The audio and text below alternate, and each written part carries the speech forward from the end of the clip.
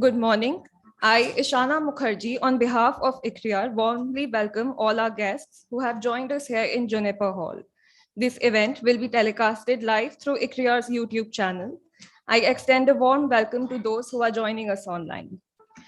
I kindly request the dignitaries to join us on the dais. It gives me great pleasure to welcome our key dignitaries, Mr. Suman Bery, Mr. Sudhanshu Pandey, Mr. C.K. Jaipuria, Mr. Jagdish Prasad Meena, and our director, Deepak Mishra. I request Meena sir to give the flower bouquets to our dignitaries.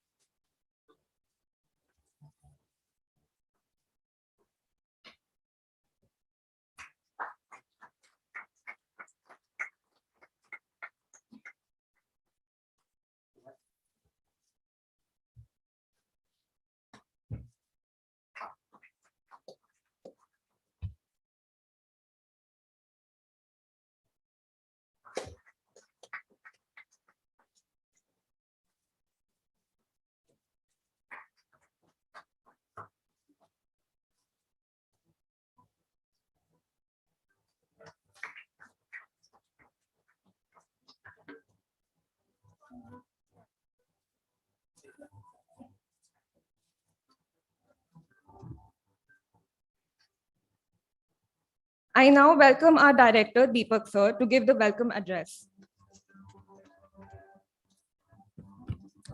Hello and good morning, everyone. Mr. Suman Bery, Vice Chairperson, NITI Aayog, Mr. Sudhanshu Pandey, Secretary, Food and Public Distribution, Ministry of Consumer Affairs, distinguished guests and colleagues who have joined us here in person, as well as those online.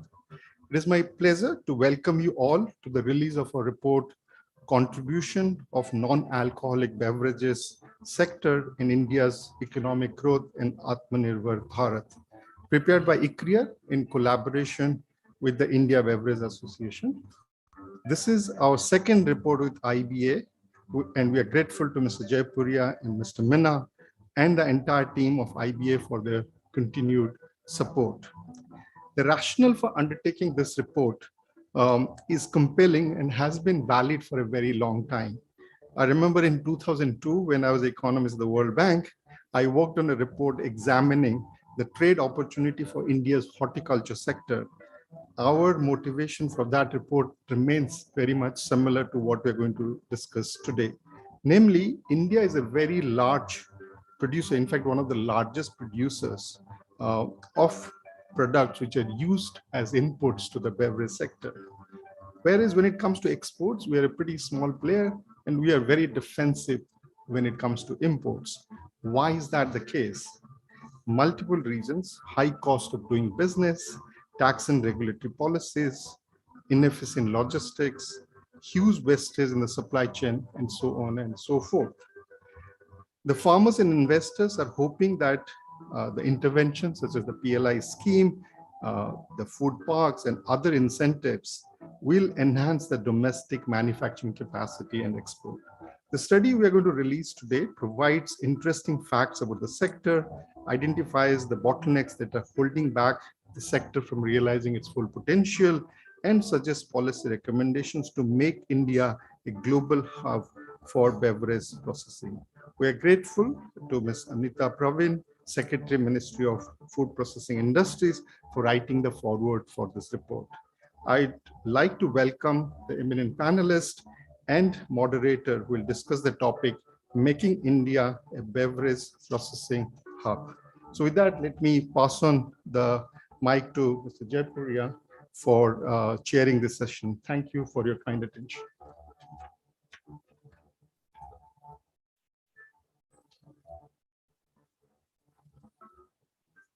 Our chair for today's session, Mr. C.K. Jaipuria, is the chairperson of Indian Beverage Association and chairman managing director at Beverages Limited. I now invite Mr. Jagdish Prasad Meena, Secretary General, IBA, and former Secretary, Ministry of Food Processing Industries, to give us an overview of the non-alcoholic beverages sector.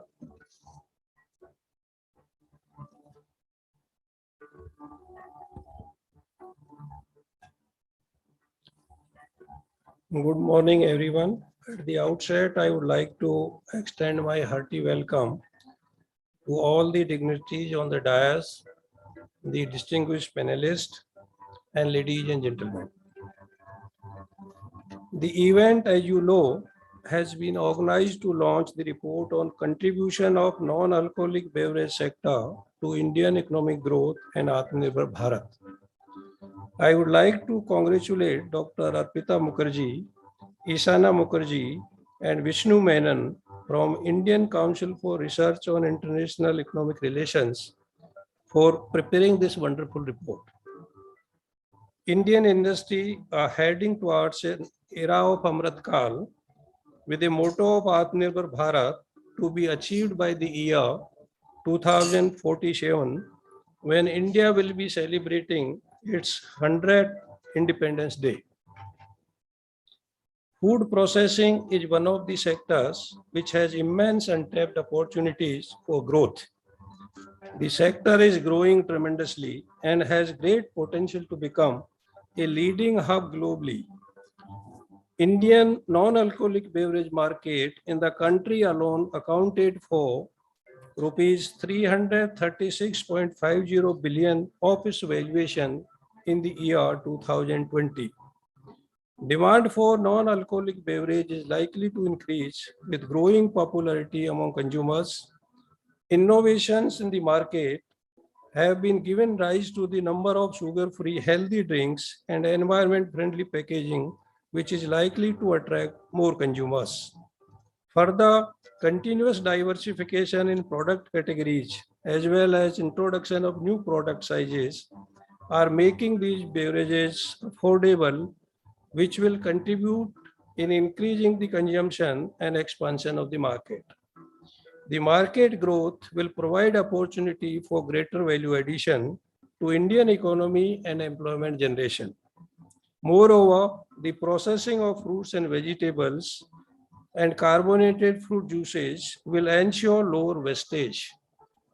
The opportunity from processing fruits and vegetable juice to beverage will also provide farmers a remunerative price for their produce and promote Honorable Prime Minister's vision of doubling farmers' income. There will be huge demand for non-alcoholic beverages in India in coming years, and to meet the demand, industry would need to expand its current capacity. Regulatory support such as rationalization of GST, EPR incentives, and PLI scheme can help the industry to bring requisite investments to scale up production. To become globally competitive, overall R&D spending in the sector needs to be increased to bring continuous innovations both in products and packaging. The pandemic has huge impact on consumer buying behavior, which has increased the demand for options that are eco-friendly, healthy, hygienic, safe, and sustainable. We are experiencing an emerging trend of conscious consumption, which places more value on utility of products and services. If the sector wants to emerge as a global leader, it will have to calibrate across the value chain to become sustainable. A better engagement of government, industry, and academia in application-oriented research and technology development can help the sector switch to environment-friendly alternative packaging and healthier products. With the increasing agriculture diversification and demand-side push factors, India has potential to be a global leader in beverage processing through enabling policies and fiscal incentives. This report by ICRIER attempts to provide a policy roadmap for the government to focus on key levers to help connect global supply chain of beverage companies with the farmers and food producers in India. IBA would closely work with the government and the stakeholders to implement the recommendations of the report to realize this dream. Once again, I would like to welcome all dignitaries and look forward for a meaningful exchange of views and suggestions on this subject. Thank you.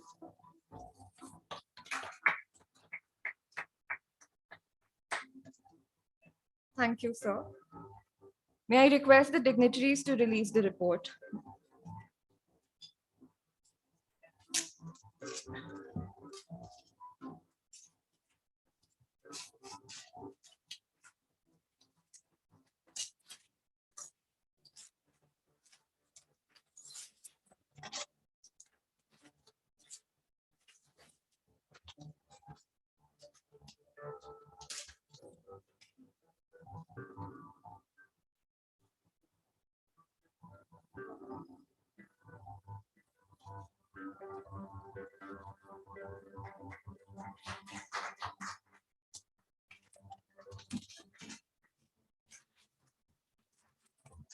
It is our honor and privilege to have Mr. Suman Bery here today.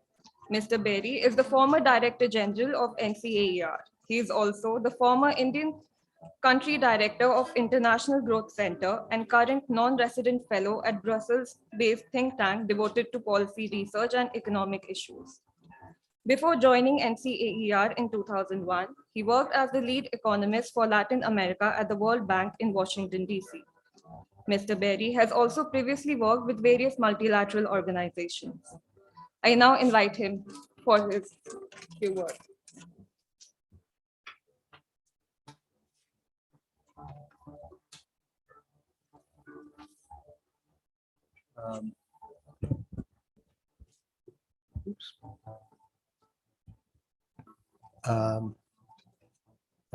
Dignitaries on the table, Sudhanshu Pandey, Mr. C.K. Jaipuria, Mr. Jagdish, Prasad, Meena, Dr. Atmanirbhar, and of course, my close friend and long acquaintance, Dr. Deepak Mishra. This is, I think, my first public event since taking over as Vice Chair of NITI Aayog at the beginning of May. And it is fitting and appropriate that it should be under the auspices of firstly a think tank, because as was indicated, I feel particularly close to think tanks. And secondly, ICRIER, because at the time that I joined NCAER in 2001, ICRIER was both a close companion, but also, as these things go, a competitor. So we always benchmarked ourselves against ICRIER. I have benefited a great deal from ICRIER's work over the years, most importantly in its series of G20 conferences, which I believe started as far back as 2009 or 2008. And indeed, it was at those G20 conferences that I first met invitees from Bruegel, a think tank in Brussels. I then joined Shell and was invited by Bruegel to become a non-resident fellow.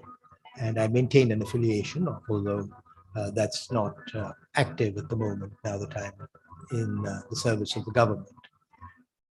But I would also be remiss in not noting the signal contribution that ICRIER has made, I think perhaps partly due to Dr. Ishwar Ahluwalia, in encouraging female economists, and the work here by Dr. Mukherjee is tribute to that, but it's not only her. So I think that that is an element of ICRIER's contribution and branding that I want to acknowledge. So apart from these thanks and these pleasantries, I'm going to say a little bit about think tanks, about NITI Aayog. I believe my colleague, Dr. Badrinaran, will be part of the second panel, and I appreciate his being invited here. About the sector we're talking about, and finally about trade and trade deals, because that is the area of Dr. Mukherjee's specialization and my colleague Badri's as well. We've just had the announcement of the so-called IPEF.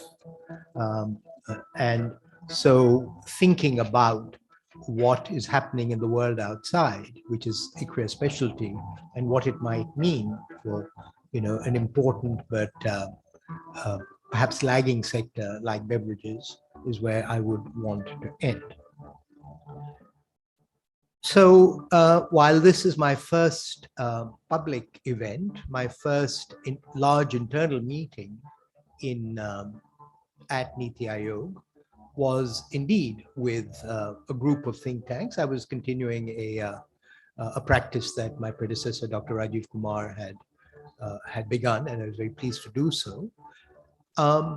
And my reason for wanting to do so is that India is well endowed with think tanks of various kinds. Now, think tanks come in many flavors. There are convening think tanks. There are advocacy think tanks. And I'm not discriminating between these. Each of them has a role to play in a vibrant democracy.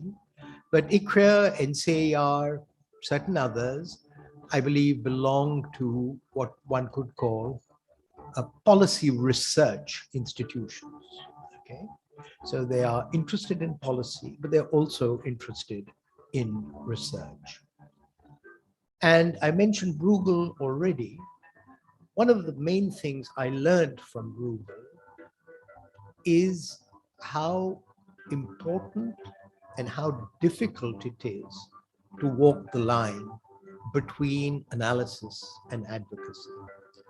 NCAR was created to be a contract research organization. Indeed, one could even argue that it was the NITI Aayog of its time, except that the decision then was to keep it outside the Planning Commission. NITI Aayog is part of the government structure.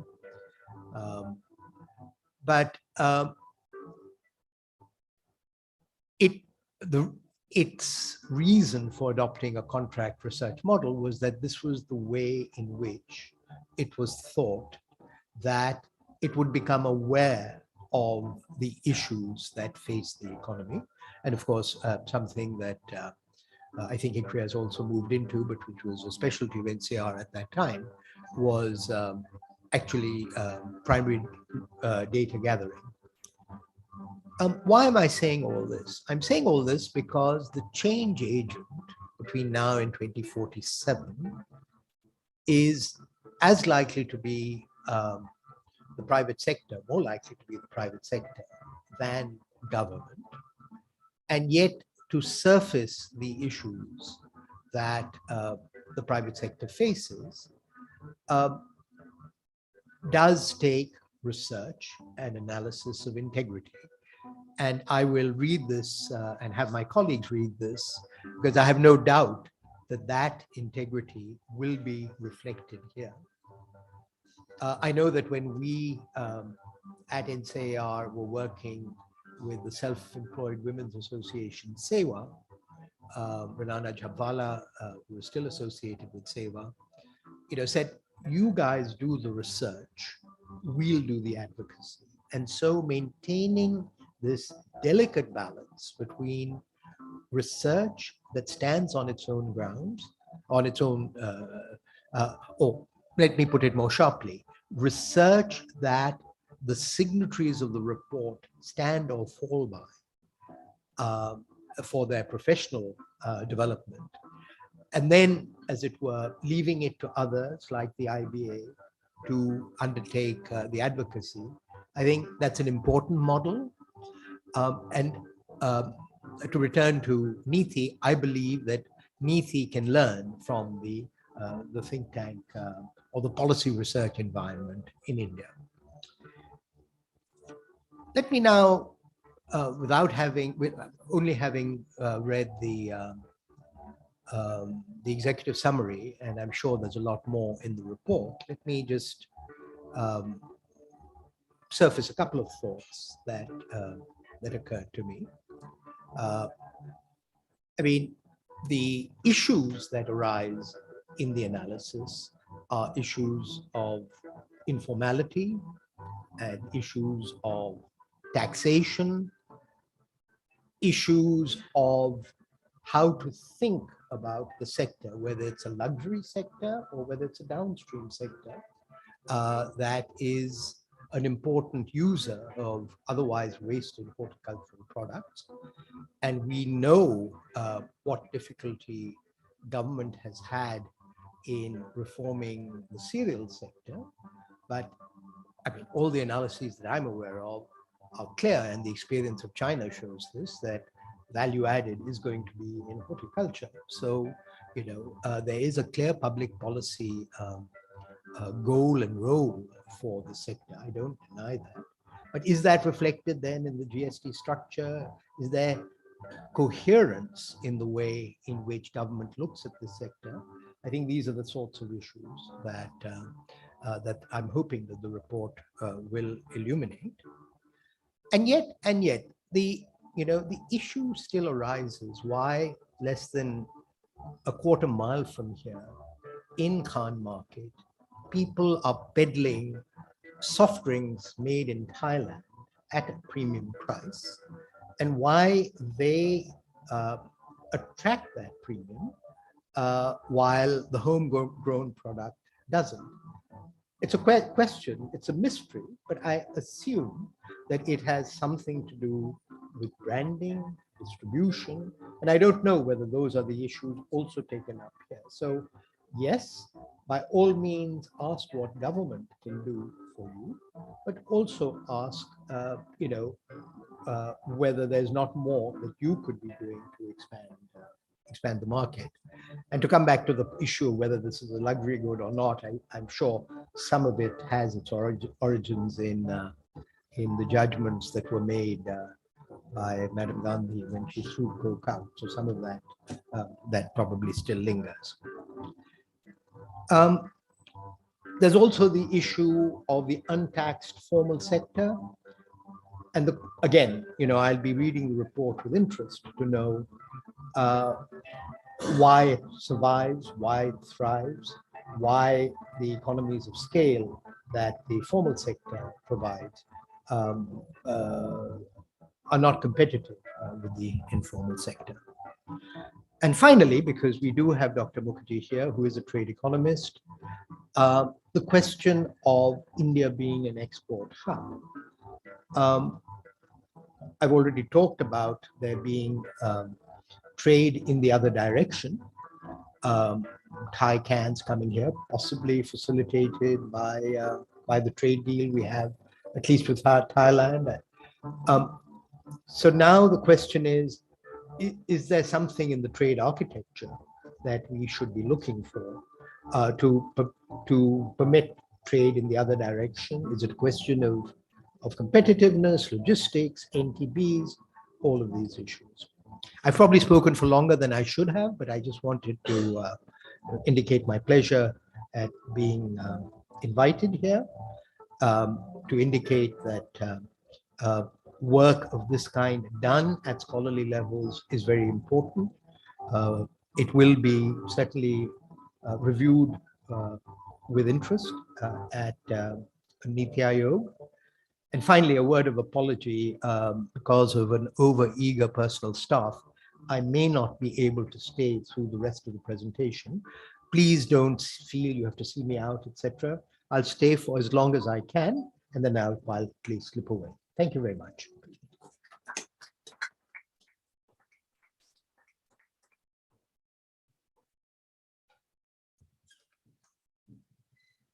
Thank you, sir, for taking the time today. We are honored to have Shri Sudhanshu Pandey. He has an experience of over 35 years in different senior policy positions in state government, Government of India, and in Indian Embassy, Germany. As Additional Secretary in the Department of Commerce, he was responsible for India's trade policy. As Chief Negotiator for India, he was responsible for various multilateral, unilateral, and bilateral trade negotiations at the highest level globally.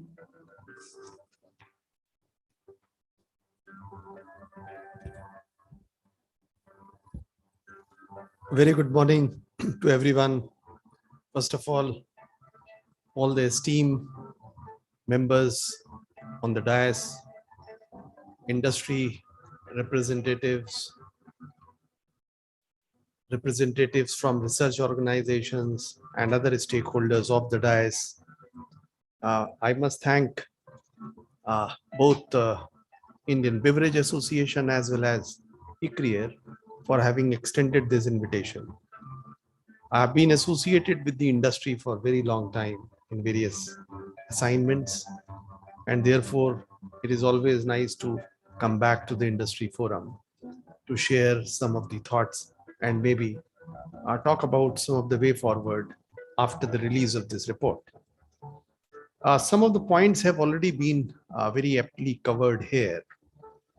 But as we move in the next 25 years, as has been very clearly mentioned, we are looking at India at 100, 2047, and with very clear goals and objectives as to where we should be, and our targets should be very ambitious.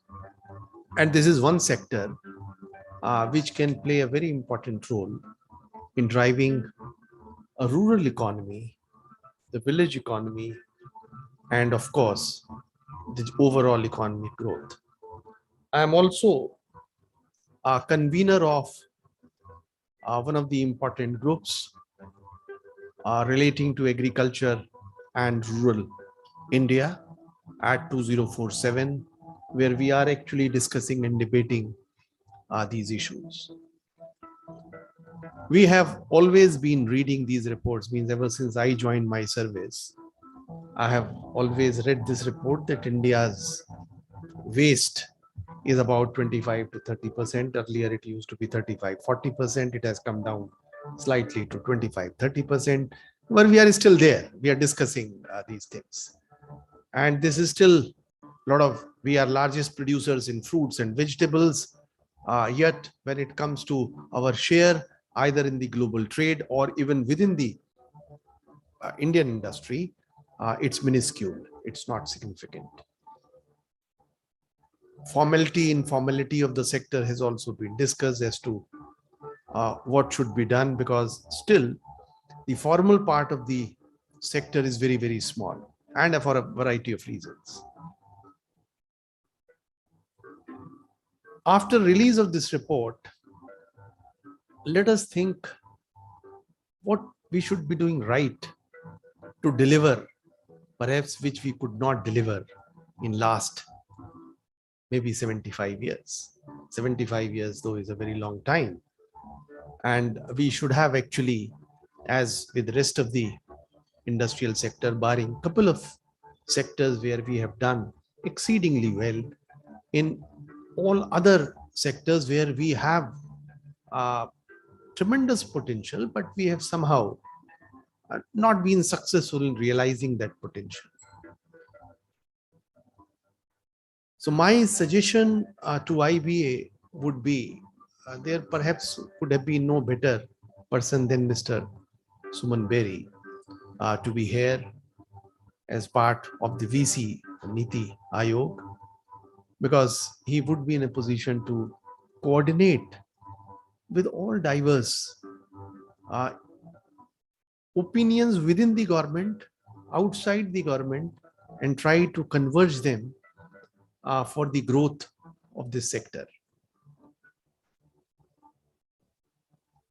The Ministry of Food Processing Industry perhaps should be constituting a working group after the release of this report. Formally, IBA should be approaching them, because ultimately it is that ministry which is going to drive the sector with its support. And as I always say, we have to actually think big with the small incremental steps. Perhaps journey could be as elusive as it has been for last 75 years. So therefore, we will have to think big about this sector and take very concrete steps, and what those steps could be after the working group is set up. First of all, the taxation structure actually is extremely important aspect, because that is what will determine whether the growth happens in the formal sector or it happens in the informal sector. And if it is not happening in the formal sector, then obviously the investment will not come, competitiveness will not come, the branding will not come, the right kind of diversity in the products will not come.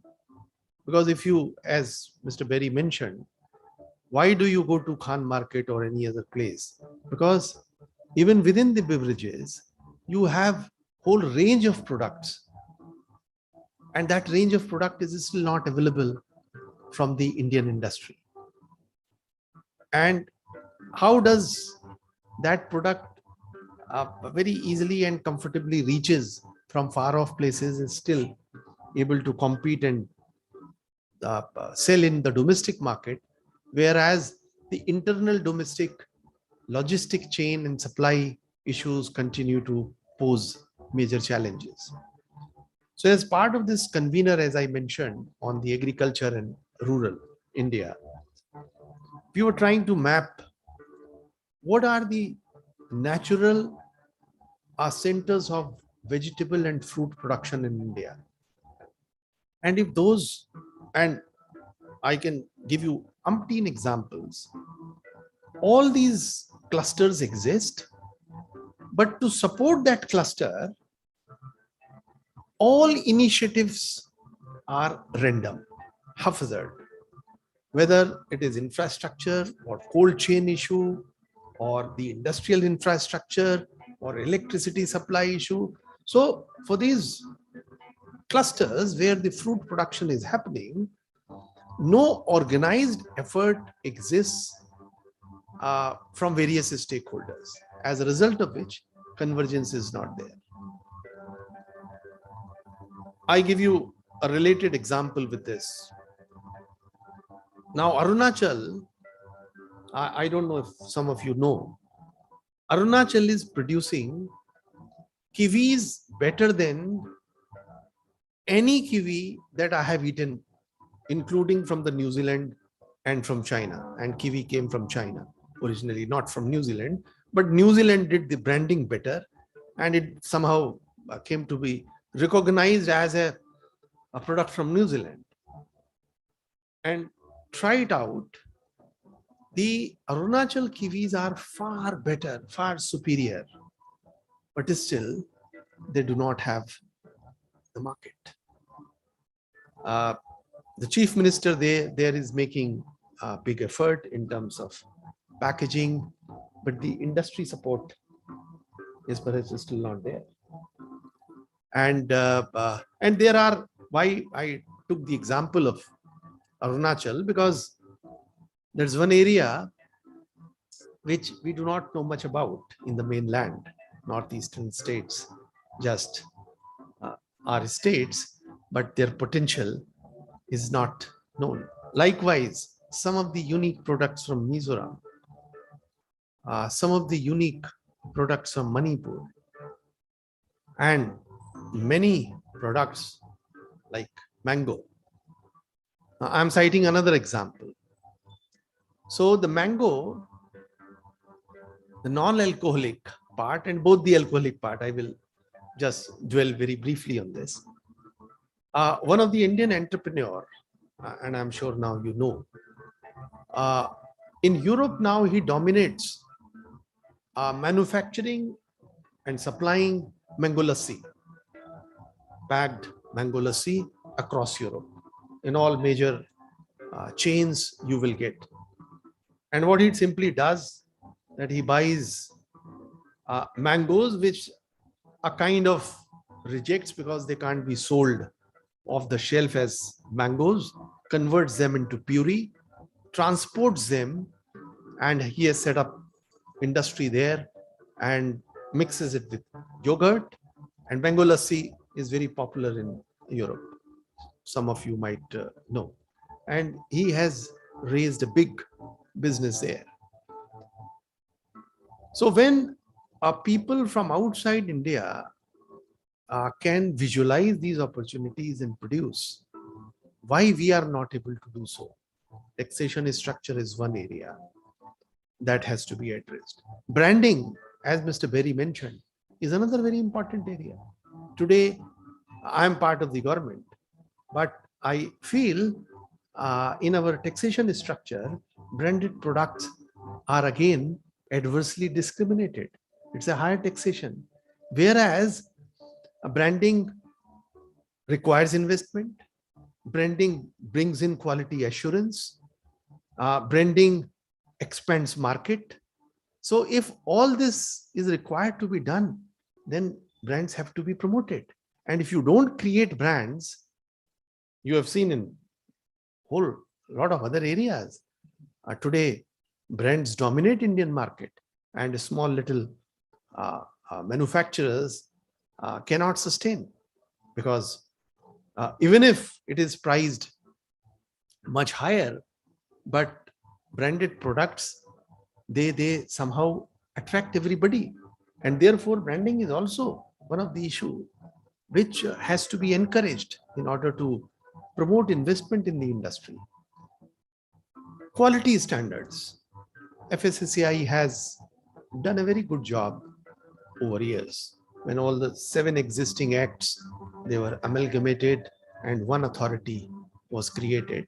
And in last about 12-13 years, it has been able to do quite a good job, and standards are being laid.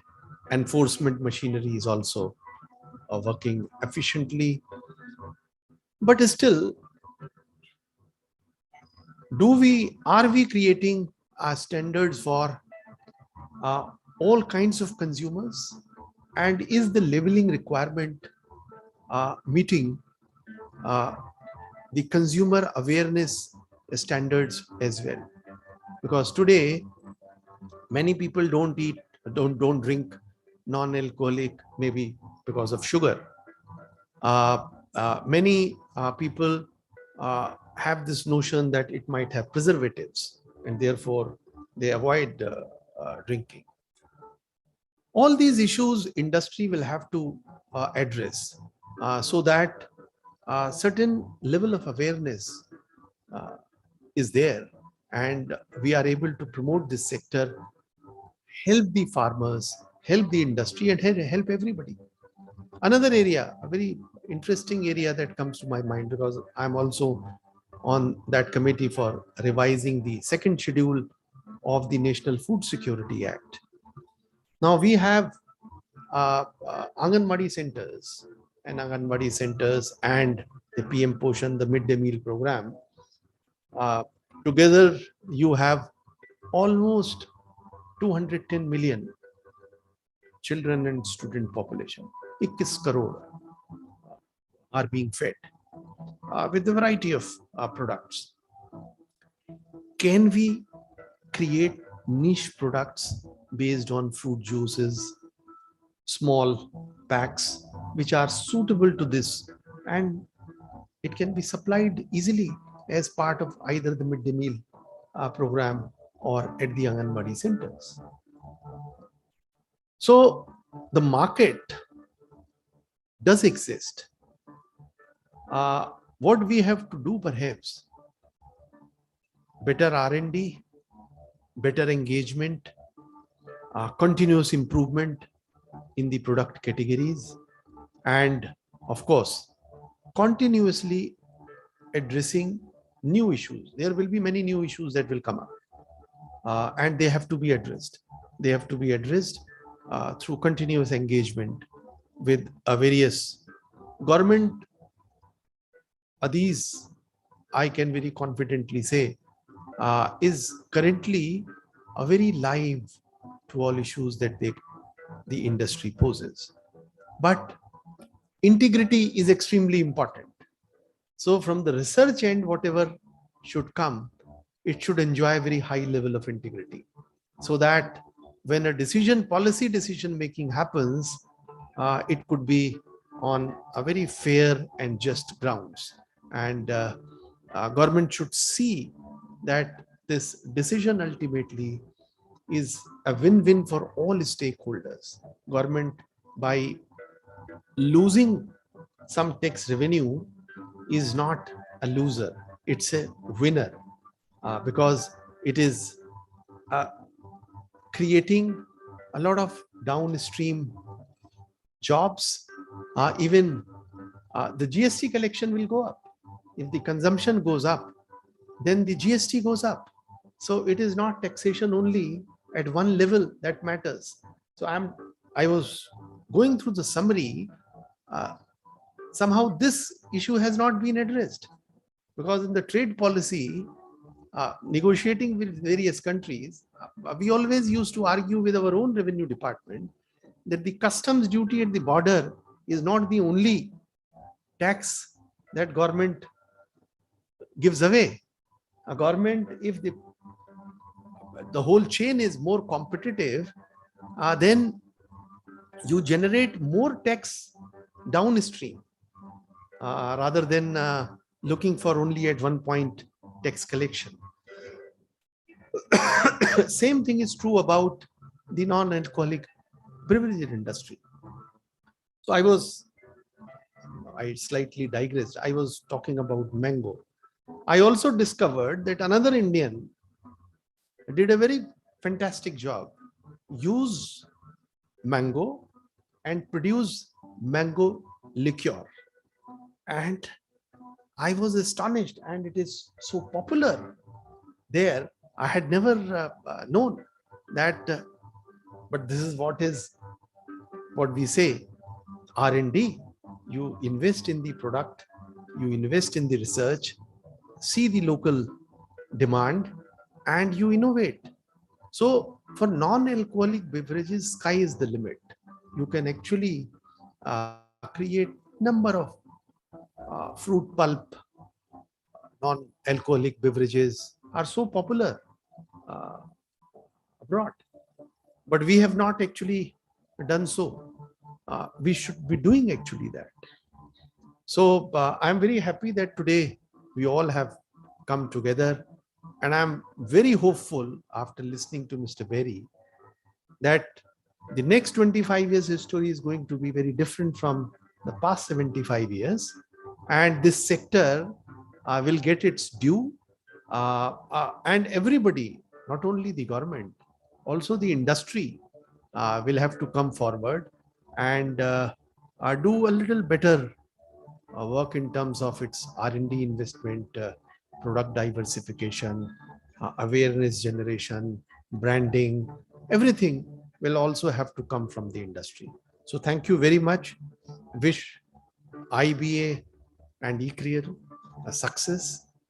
This is the first step, but a good beginning, and I'm sure we all will collectively succeed. Thank you very much.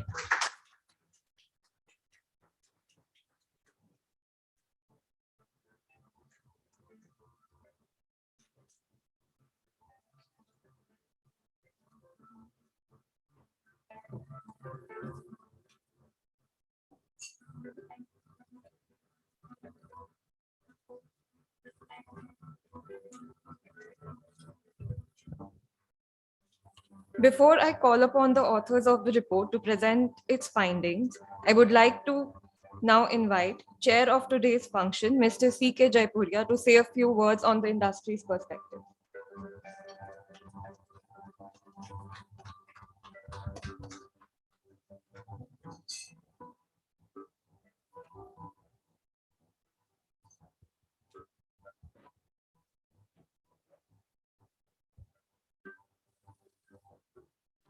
Morning. Mr. Bery has left. Mr. Pandey. Meena ji is also not here at the moment. Mr. Mishra. Part of what I wanted to say has already been said, but I'll still do the honors. All welcome to everybody.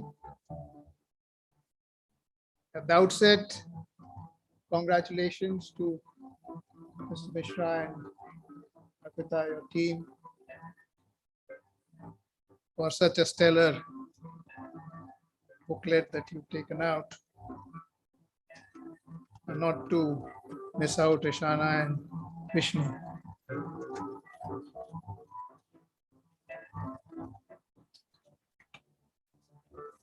India, as Pandey Sahab has very rightly said, I can't miss out on the Khan market bit. The reason for what is happening in Khan market is very different. Probably what you get there does not pay all the taxes which are needed to be paid by us in India. And sometimes the flavors which are available worldwide are also not made in India. Branding is not of that consequence. Globally, the non-alcoholic beverage as it stands is worth almost $1,200 billion and is projected to go up to almost $2,200 billion in 26 at a compounded growth of about 7%. We as Indians rank somewhere way down, number 19, well below the Mexicos and Brazils and Indonesias of the world. We are topmost producers of raw material. The country is not even amongst the top 50 in global trade in beverages. Now that said, India offers immense opportunities as mentioned earlier. The favorable demographics that we have, the low per capita consumption, not only long but very long summers. This year particularly, and we had 40 degrees and probably will continue again. And now increased spending on packaged products. The pandemic, of course, has created changing attitudes and behaviors. We saw a steep rise in preference of non-carbonated beverages. Companies adapted to these changes and responded, reset. Emerging trends of conscious consumption has led to preferences for non-carbonated. The growth of the market will continue to contribute significantly to the Indian economy in terms of value addition and job creation. Now, on creating opportunities for this, the immense potential for value addition, beverage processing will not only help reduce waste, but enable to double farmers' income.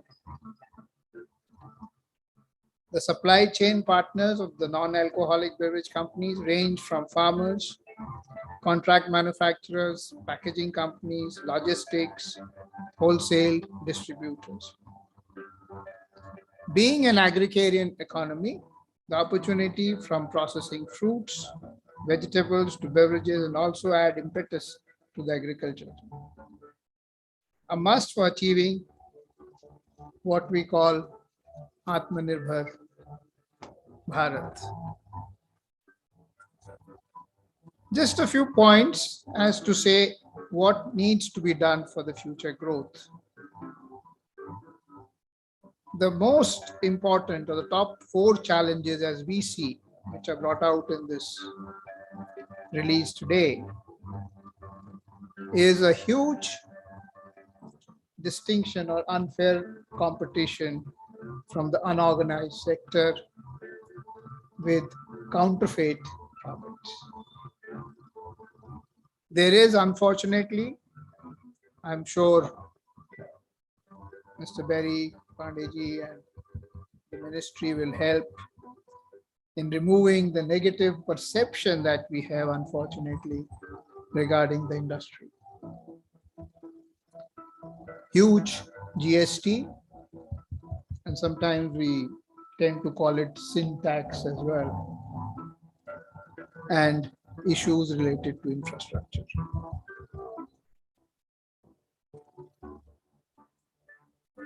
The increase in GST on packaged foods,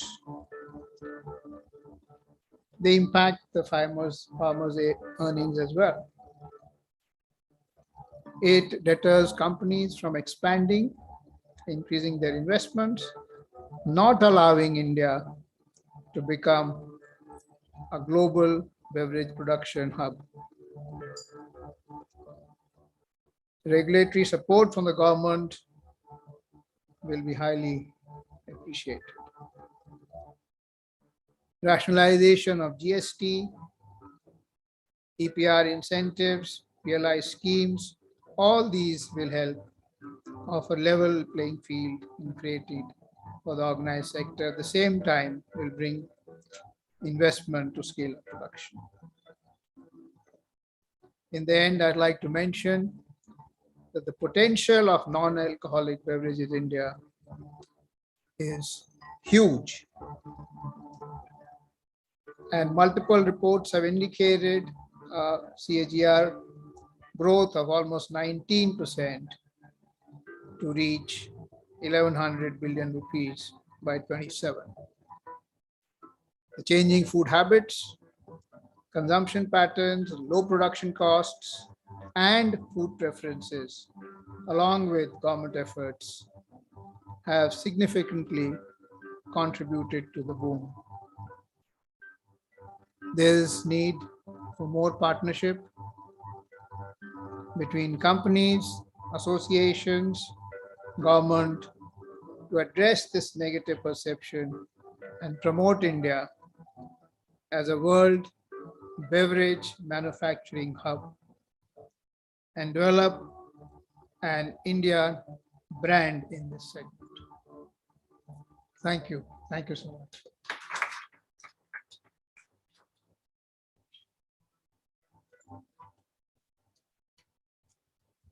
Thank you, sir. I now request Dr. Arpita Mukherjee to present the key findings of our study.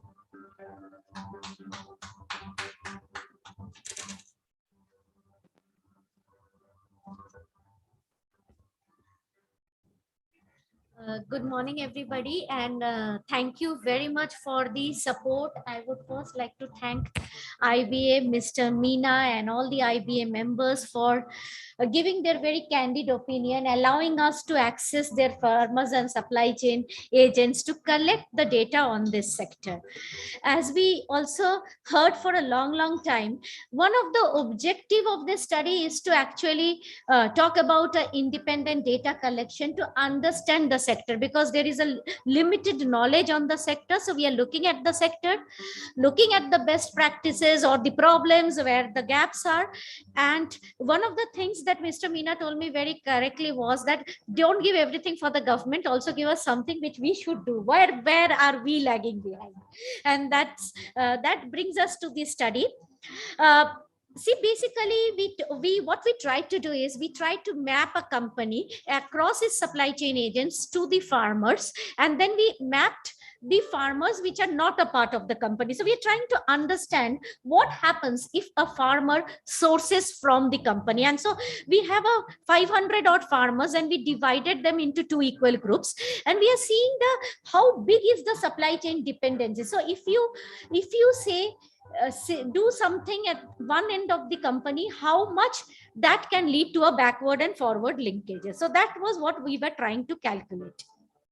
Now, we know that the global non-alcoholic beverage segment is large, but this segment is also changing. Like if you talk about non-alcoholic, if you go to the UK market now, you talk about the Ayurveda drink. This is kind of completely a new thing, a very India-specific thing. So the market is changing, consumption is changing, and the market is very segmented. So you will see consumers saying, I will have an energy drink, not a sports drink. So there are so many differences, and the companies have to cater to these differences and move forward. There are countries with very specific requirements, like for example mineral water. Drinking water is actually a SDG goal, and why I'm bringing it to the notice is that you cannot charge tax higher tax on an SDG goal item.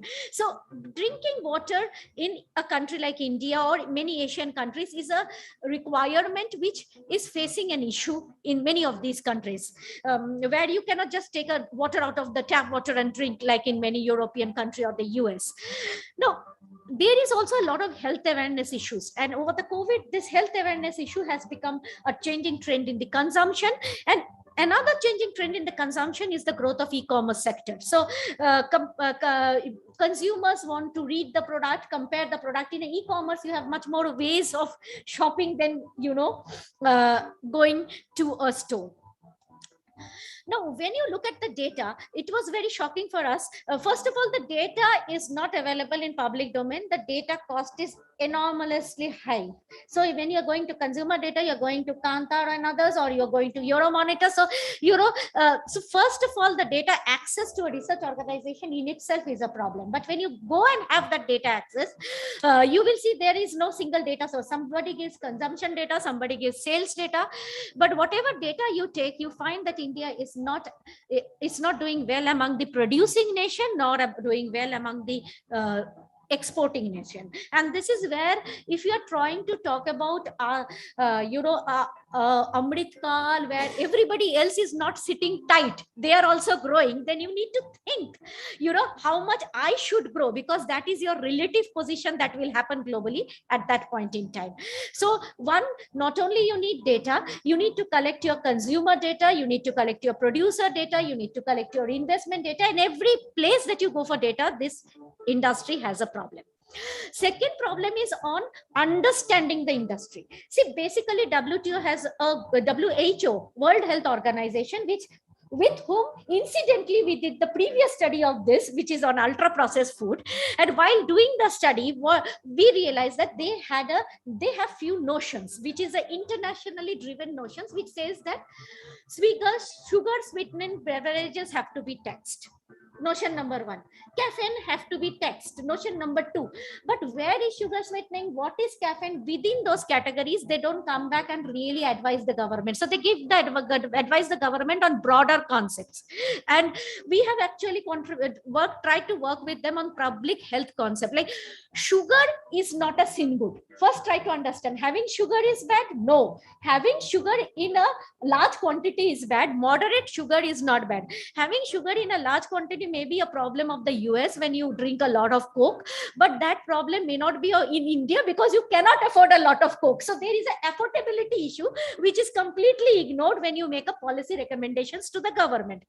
So therefore, what they have done is that many countries have tried out all of these. The developed countries have tried out all of these, and they landed in a jargon. Now we have some, let me give you a jargon from Denmark. Denmark once said, okay, let's put a SSB. So everybody went to the neighboring states and started buying beverages, so the tax dipped. So they learned by doing. So when they learned by doing that, it is about building consumer awareness. It is about having a moderately high tax. It is about putting a tax and subsidy in a way that the companies do not, you give subsidies for high beverage, high sugar production. PLI scheme doesn't distinguish high sugar or low sugar. But when it comes to taxation, you're putting in a 40% tax. So these synergies that they realized and they tried to bring in, I'm giving you some examples of how they tried their experiences and they brought in. So when they tried their experience and bring in some experience, we did not reinvent the wheel. We can start from this experience, is what our report tries to propose. Now, what have they found? They found that, just putting a high tax doesn't happen unless you do a consumer data analysis. And therefore, if you put a high tax, sometimes the tax is regressive because, the consumers who are rich and aware, they are going for high-end organic product. They are changing their drinking habit. Well, the low-end consumer, when the country grows, per capita income grows, the lower middle income consumer, they start consuming the carbonated high sugar drink because that was a non-affordability component to them. So this component today in India, the carbonated soft drink is not a luxury product. It is actually a Aam Aadmi consumption product. So you have to distinguish between what is an Aam Aadmi consumption. Then you need to do the right labeling, which is very important because today consumers, because they shop online, they continuously read what is in the label.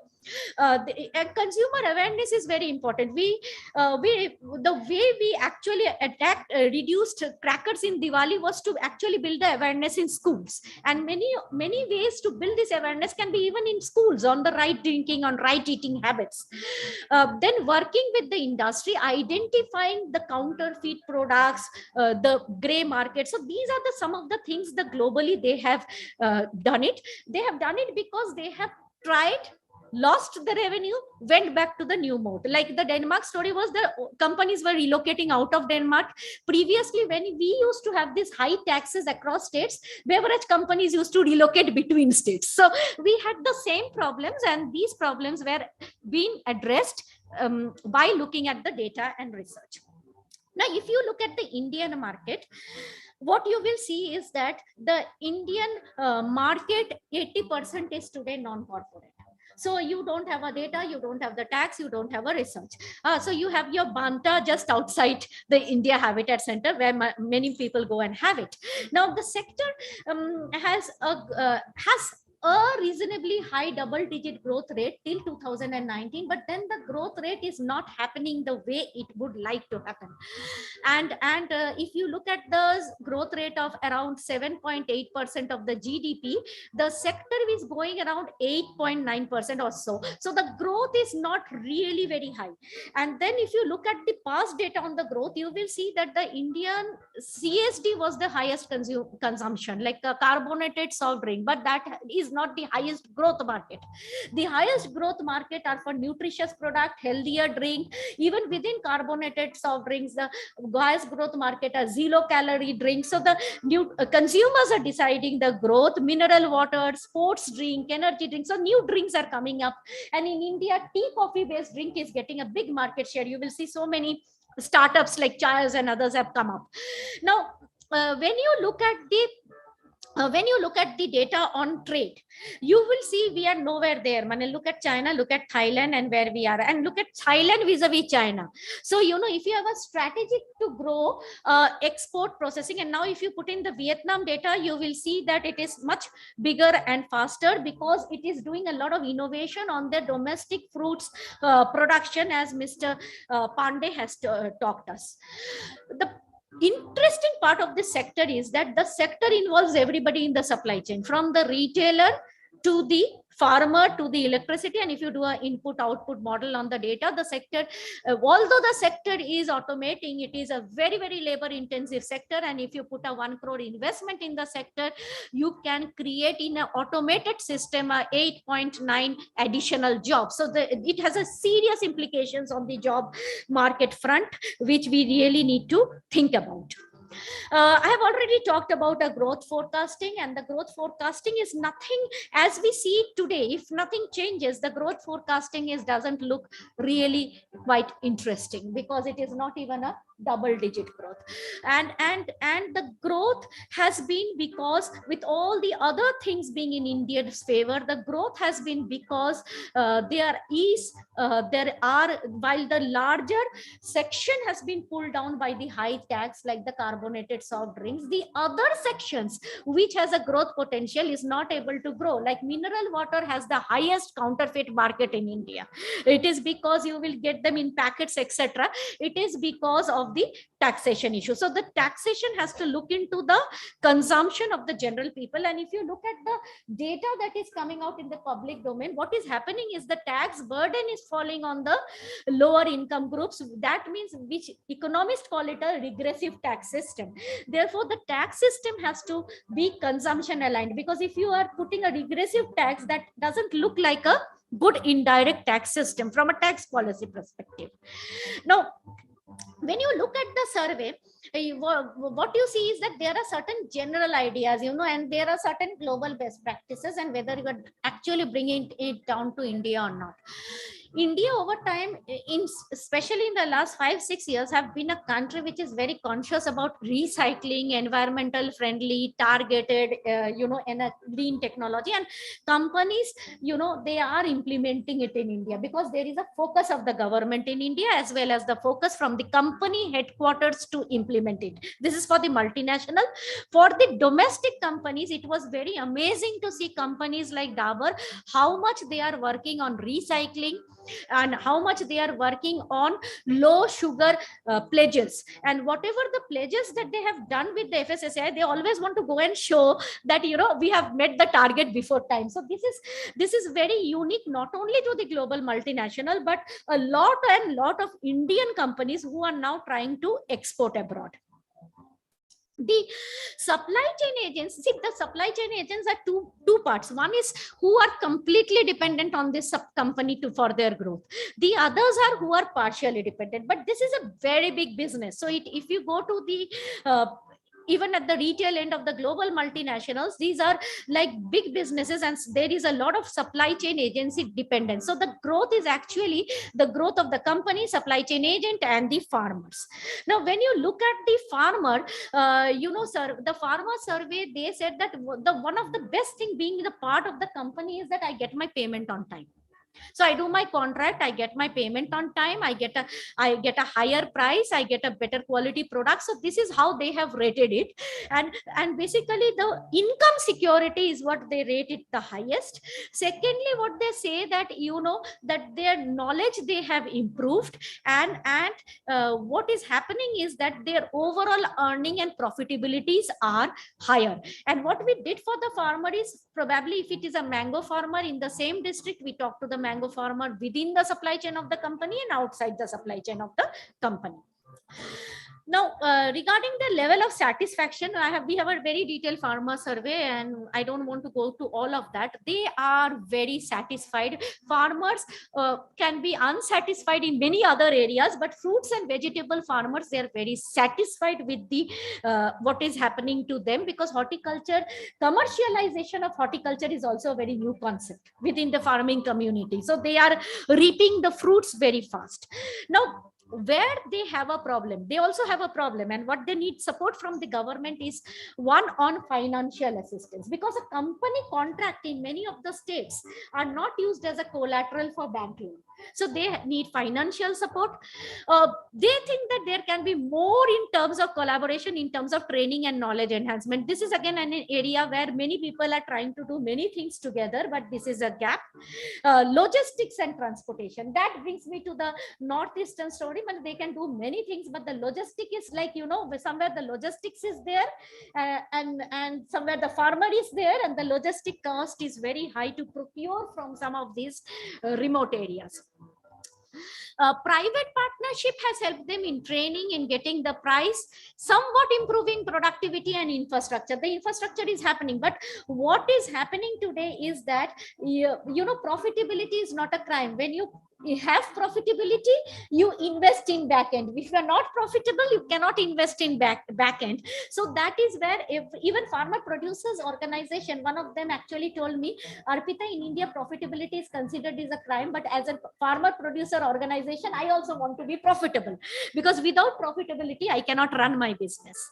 So what are the top challenges? One of the challenges is the highest GST, and this is, this challenge was something which I needed a lot of discussion in the academic sphere. I spoke to NCR, I spoke to all other organizations, because there we were actually challenging the 2015 Subramaniam Committee report. The report says that, it designed something called a compensation cess, and compensation set of 12%, because we were moving into the GST framework. It said that for few years this will be kept on certain product like tobacco and beverages, and then it will be removed. But somehow people forgot to remove it. So the problem is actually not with the committee. The problem is somebody forgot to remove this tax. It happens in Indian documentation. Secondly, the GST rates, Food Safety Authority worked hard and decided certain Kodak standards and food safety standards. Then what happened was that Mr. Modi, Prime Minister, when I think Mr. Meena was the secretary, went to Tumkur, and we were doing a study on Mega Food Park, and in that there was a query raised from the PMO that, why is fruit juices not included in carbonated soft drinks? So, it took us time to give the answer, but before we could give the answer, Prime Minister announced that 2% fruit juices will be in the carbonated soft drink. It was his announcement in Tumkur, and post which every beverage company was called to Ministry of Food Processing, and they started their job. In setting up a manufacturing infrastructure in India, it takes time. So by the time when they did entire thing, carbonated food drink became highest tax with a sin tax. Now, suppose Prime Minister is saying something to do, how can that be sin tax? Now, this is the tax guglu that they faced. Then comes the unfair. I'm giving you the fun part of it. Although they were furious and went up and down, it took them quite a while to actually come back to ICRIER and do the research. Until they collapsed, they were trying to lobby. Okay, but it is very simple. You don't need to lobby. It's something that the Prime Minister said. It's something that is in FSSAI regulation. It is not in the GST regulation. Okay, so naturally, what has happened is that it gave a fillip to the counterfeit product market, because there was an advertisement on 2% fruit juices sourcing from farmer, doubling of farmer income till 2022, where there was a restriction on this side. So why was there restriction? No, then what happened was that, when we approached the ex-tax advisors, and they said that, look, there is a lot of negative perception of this sector, and the negative perceptions as a carbonated drinks lead to obesity. But there are scientific justification also for some of these perceptions, but this is all about having sugar. So then one of the tax expert actually explained to us is that, Arpita, what you need to really look into is that, is sugar bad? And if sugar bad, then you look into it from the perception that was created, but it was never tried to be erased. So that is again something that the industry was also having a gap in. There is a lot of infrastructure related issue, but there is a lot of focus of the government on the infrastructure front. And because there is a focus of the government on the infrastructure fund, and many of the barriers that has been identified during our survey is actually been taken care of by the PM Gati Shakti and the framework and its implementation. So hopefully the infrastructure issues will be solved. Now, because we have the NITI Aayog trade expert here, who was mentioned 3 times in the morning, Badri, this is your slide. Okay, look where we stand. We are very good in corporate tax. We have reduced the corporate tax and we are reaching towards ASEAN. But if you are taxing your consumers and you have the highest tax globally, look, you are negotiating with UK, you are negotiating with Australia, you are going to negotiate with EU. How are you going to export? So this slide is dedicated to you. Let me move into the higher tax slide. So see, when you look into this sector like this, see, and I don't want to discuss the other two. I have already given you the example, the mineral water. If you buy a large bottle of mineral water, you are taxed lower, but what you need is on the go, you need smaller bottles of water in a country like India that has a high tax. So we were talking to the UN and they said that this is like totally out of line with the UN SDG. So what is happening in India? We have already talked about a lot about lack of level playing field, etc. So I don't want to go to those things that, higher tax deter consumption in India will happen, but this entire concept of moving out of a moderate tax, which Mr.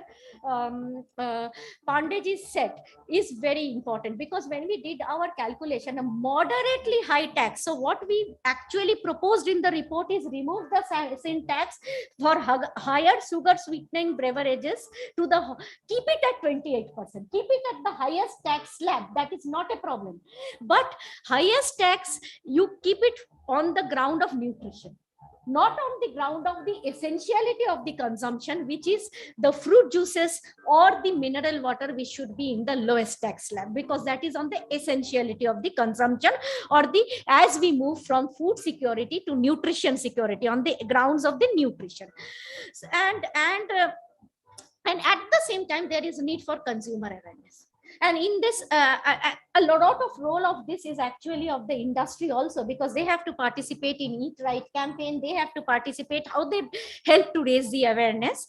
A lot of the negative perception has to be handled by the industry, because this is not, they have to put in their positive things in public domain. There is hardly any information about what the industry is doing positively into the public domain. Now, the other way where globally, healthier production, more fruits based production is through a subsidy policy which is guided towards healthier product, rather than a tax policy. We don't have that in India. That needs to be looked into. The biggest problem is that FSSAI has a definition, GST has a definition, they don't match. They both say compile with my regulation, and therefore companies are not able to invest in that segment, carbonated fruit based drink. Now this segment is the very good segment if you actually look into low calorie carbonated fruit based drink, and this definition alignment has to be there. I do agree. And we do see that there is no R&D product innovation in India, much lower than abroad. But when you actually do the survey and I talk to companies, they say GST tax is the reason, so there is a reason for that, but there is need for more R&D, India specific products. And also what happens is, when we are doing trade agreements today, until this new set of trade agreements, agriculture was completely out of the trade negotiations. Now when you bring in an agriculture and processed food into the negotiations, what do you see? You see that you are exporting fresh produce, few of them, not much of horticulture, and suddenly you may see in the long run that your import is rising. It is already high, it will rise, but to do India centric export, there is need for an export strategy, an export strategy which allows a total supply chain from the domestic to the export. So this is, with this I would like to end my presentation, and thank you everybody for your time and for coming here today. Thank you very much.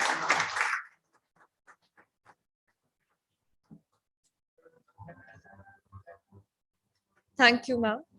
I would like to once again thank all the key dignitaries for taking time out of their busy schedule and releasing the report with us. I now kindly request all the guests to take a short break and help themselves to tea and coffee. We will start the panel discussion in a few minutes.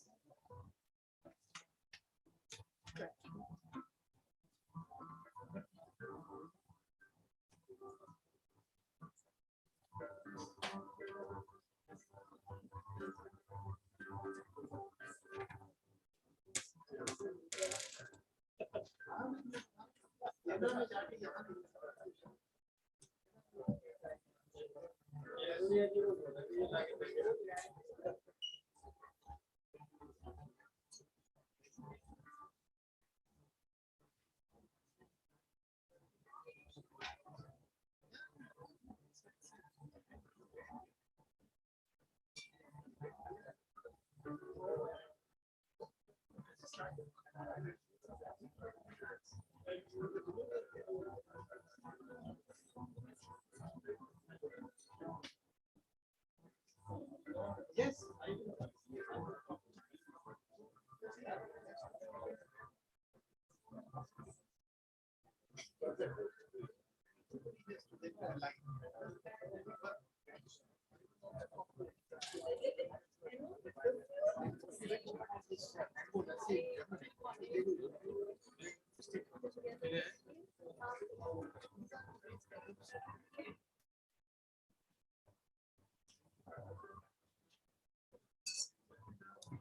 My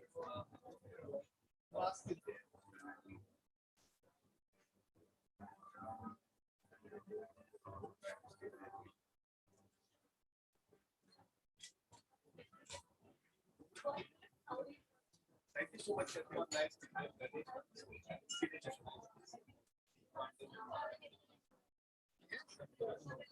We will.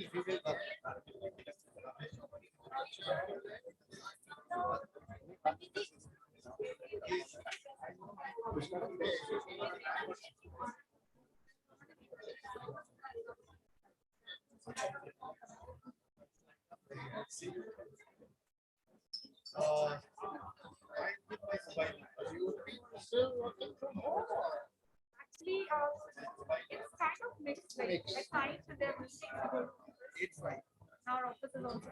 I know, I heard. So it's even ahead. Yeah. Another 20 minutes. Double line. And at Oh, times it's further on, is it? it's in sector 17 now. Not near the sectors, but it's further on. Have we? Ji, ji.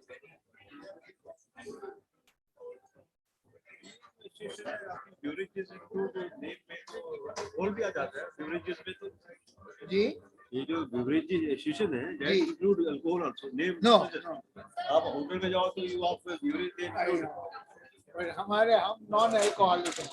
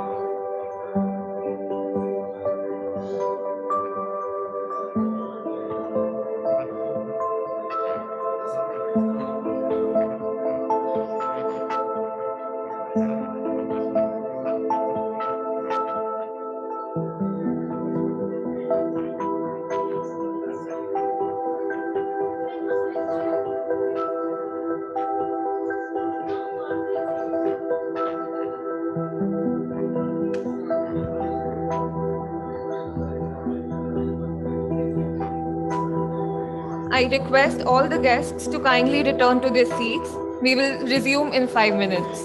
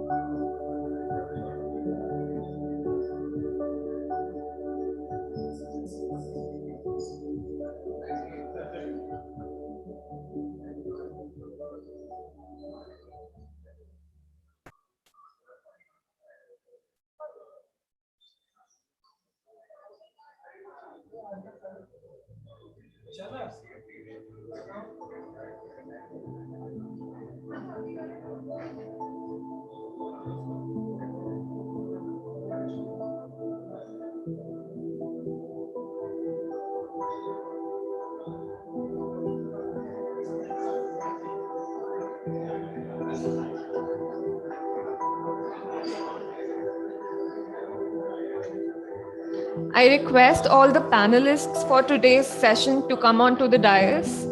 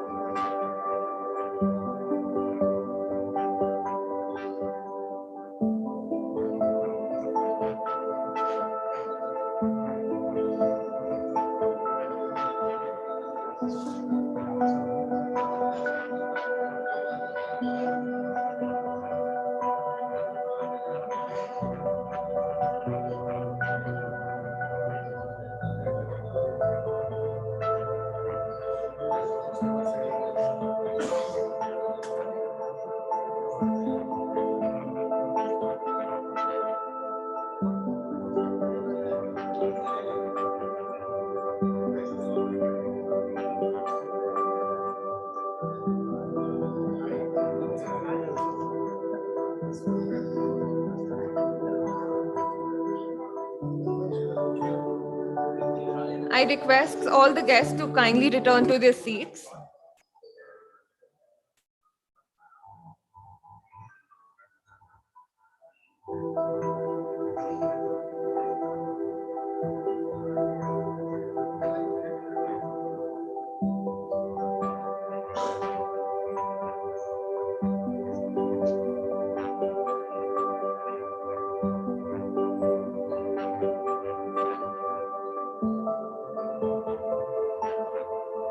We will now begin with the panel discussion. The title of our panel discussion for today is Making India a Beverage Processing Hub. Our moderator for today's session is Dr. Badri Narayan Gopalakrishnan, Lead Advisor and Head, Trade and Commerce, NITI Aayog, Government of India. Prior to joining NITI Aayog, Badri sir was an affiliate faculty member and senior economist with the School of Environmental and Forestry Sciences, University of Washington, Seattle. Badri sir has also been a part of ICRIER previously, and we all know him from his GTAP modeling and research publications. I request Badri sir to now take over and introduce the panelists. Good morning, everyone. I thank ICRIER for inviting me to moderate this session. This is kind of homecoming for me, as was just mentioned. I started my career at ICRIER, so I'm happy to be back here for this event. And this is a great opportunity to discuss about the food processing industry in this particularly in this context of release of this wonderful, insightful report.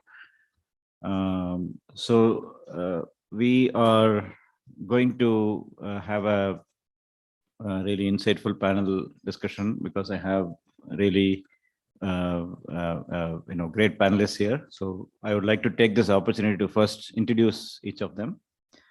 Mr. Rakesh Kakar, he is a former secretary of MOFPI, Ministry of Food Processing Industry. He's 1977 IAS Tamil Nadu cadre officer, and he retired as secretary of MOFPI in 2013.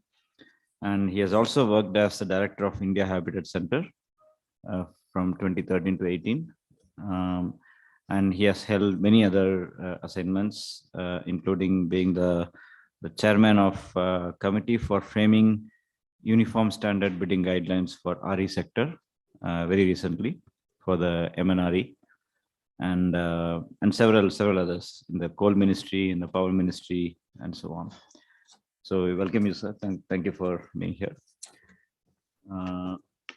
We also have Mr. Hindol Sengupta. Thank you for joining us. He's the Chief Economic Research Officer at Invest India. He has been a Chevening Scholar at University of Oxford, and he has also been a Knight Bagehot Fellow at Columbia University. And he's a World Economic Forum Young Global Leader. He's actually an award-winning historian, and he's an author of 10 books. So thank you again for joining us. Mr. Manish Mishra, he is a partner and head of practice of indirect tax, JSA advocates and solicitors. He has been working for more than 2 decades on indirect taxation across industries and consulting and law firms. Before JSA, he has been a partner with BDO India LLP, and he has also been with Grant Thornton India LLP in their indirect tax practices. And he has set up and led indirect tax practices at various other organizations like Kaitan and Company, Link Legal, and so on. He has also worked with leading firms like KPMG, BMR Advisors, and so on. And I think his major focus in terms of clients, or in terms of tax efficient transaction planning, logistics, supply chain management, and so on. So thank you again for joining us. We have Mr. Harsh Hiru Gursani. He is a partner for food laws and product compliance at PLR Chambers, which is a law firm specializing in policy and regulatory matters.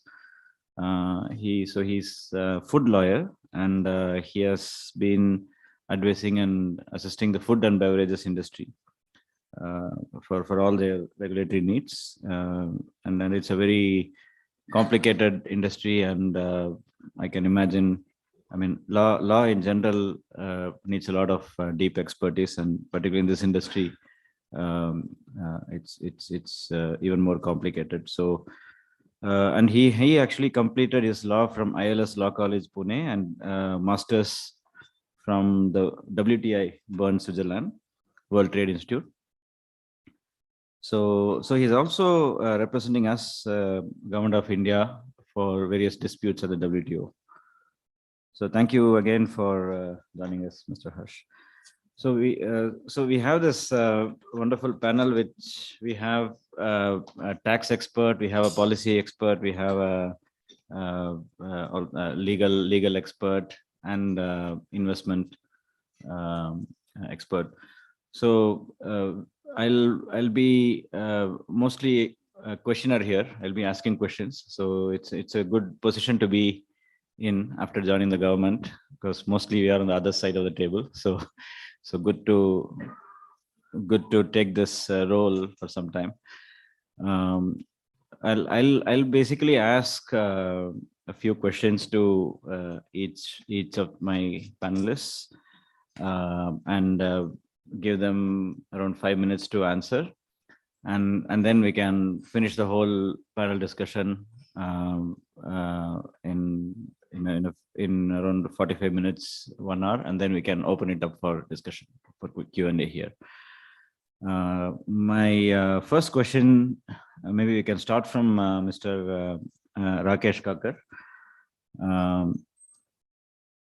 So given that we are largely we still have a very large agricultural sector, and farmers are the backbone of the economy. And in this context, I mean, that is one of the main foundations of this project, that food processing industry is an industry in itself, but it's much more important because of its link with the farmers. So now, given that kind of a backdrop, what do you think is the growth potential for this particular industry, beverages processing industry in our country? And can you also articulate some of the strengths of the industry? And do we really have the potential to be a global beverages processing hub? Going back to Arpita's slide that was dedicated to me on how India can become a hub, or how can we make use of the trade agreements that we have recently and the ones that are being discussed. How can we position ourselves to be a hub, and do we have that potential? Over to you, Mr. Kakar.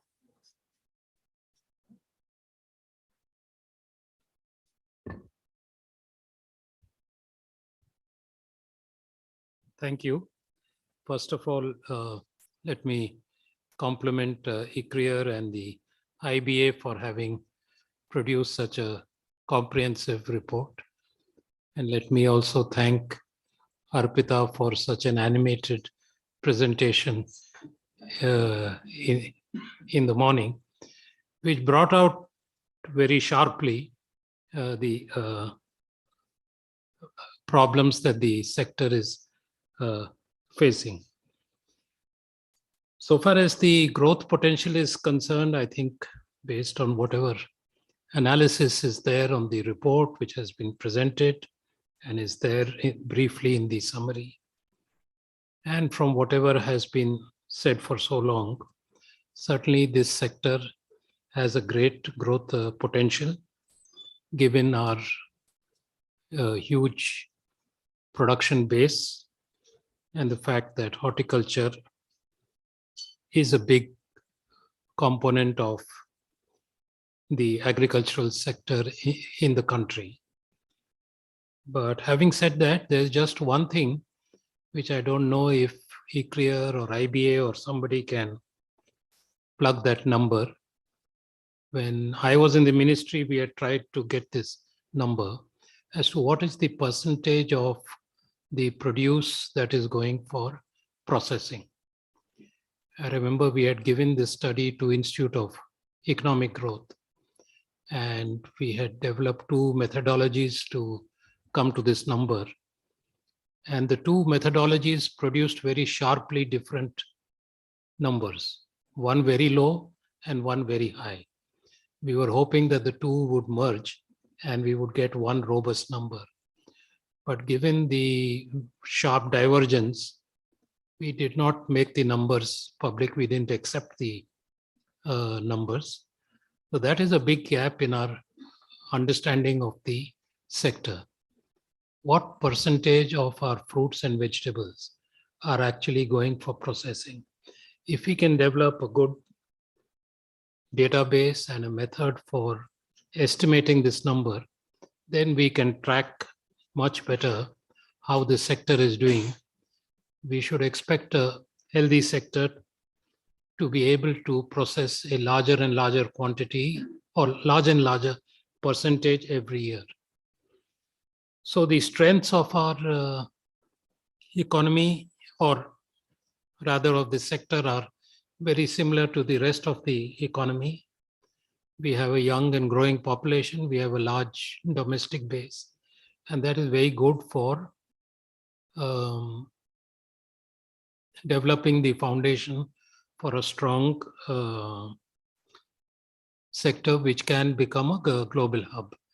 But as Arpita brought out in her presentation, before we can export, we have to set our home in order, because it's only on the strength of a strong domestic market that you can hope to export in a larger quantity. So I won't dwell on the details of these problems, and we can probably come to it a little later. So our major strength, as I see it, is our large manufacturing base and our large and young consumer base, which has in fact led to the higher than average growth of this sector. And that is what we should leverage in order to make the beverage sector in India a global hub. Thank you. I'll stop here and leave it for the rest of the. No, thank you, Mr. Kaka. That was very concise explanation, and so we have some clear strengths, and there is a potential to become a hub, and more analysis and collection of data, research has to be done in this area. So thank you once again. We'll go to the other speakers and come back with more questions. And now we'll move to Dr. Sengupta. Given the great work that Invest India is doing in terms of attracting investments from other countries to here, what has been your experience when it comes to attracting the foreign companies in this sector? And and why do they come here? What are our strengths that can attract them to come here? And do we really have the potential to attract the leading companies in the world? And maybe can go a step further to say some measures that we can take or we have already taken to promote this brand India, because branding is very important in this sector. And how much are we doing that already, and what more can be done? Please go ahead. Thank you. Fellow panelists, Mr. Badrinaran, Gopalakrishnan, and of course, the inimitable Dr. Mukherjee, thank you very much for inviting me. Let me very quickly say, I found this, the executive summary and whatever little time I had to leaf through this report, absolutely fascinating, because it really validates many of the things we, and indeed I personally feel anecdotally. Let me take you through some of these things, but first let me answer that one question, part of the question. We at Invest India have one of our strongest and one of our most vibrant teams is the food processing team. It is run by a colleague of mine, and it does tremendous work. And I don't have time to get into the details of that. We'll keep it for another time. But anybody who's interested can reach out to us. Our food processing team really does an incredible amount of work, and we are really, really, really absolutely gung-ho about this sector. Now let's take the second part of the question. No consumption of any goods and services exists, of course, in isolation. It must be part of what's happening in society broadly. So what's happening in society broadly?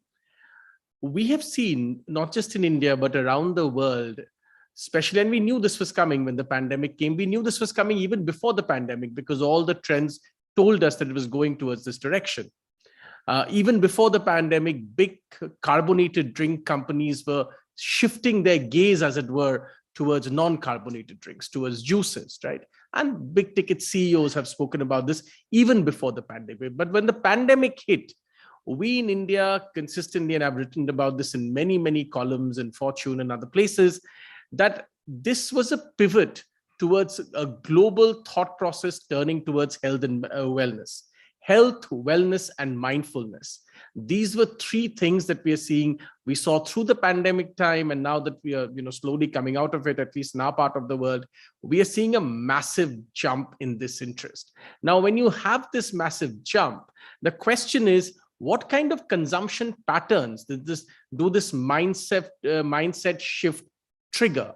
And clearly, one of the big things it triggers is towards more quote unquote natural products, right?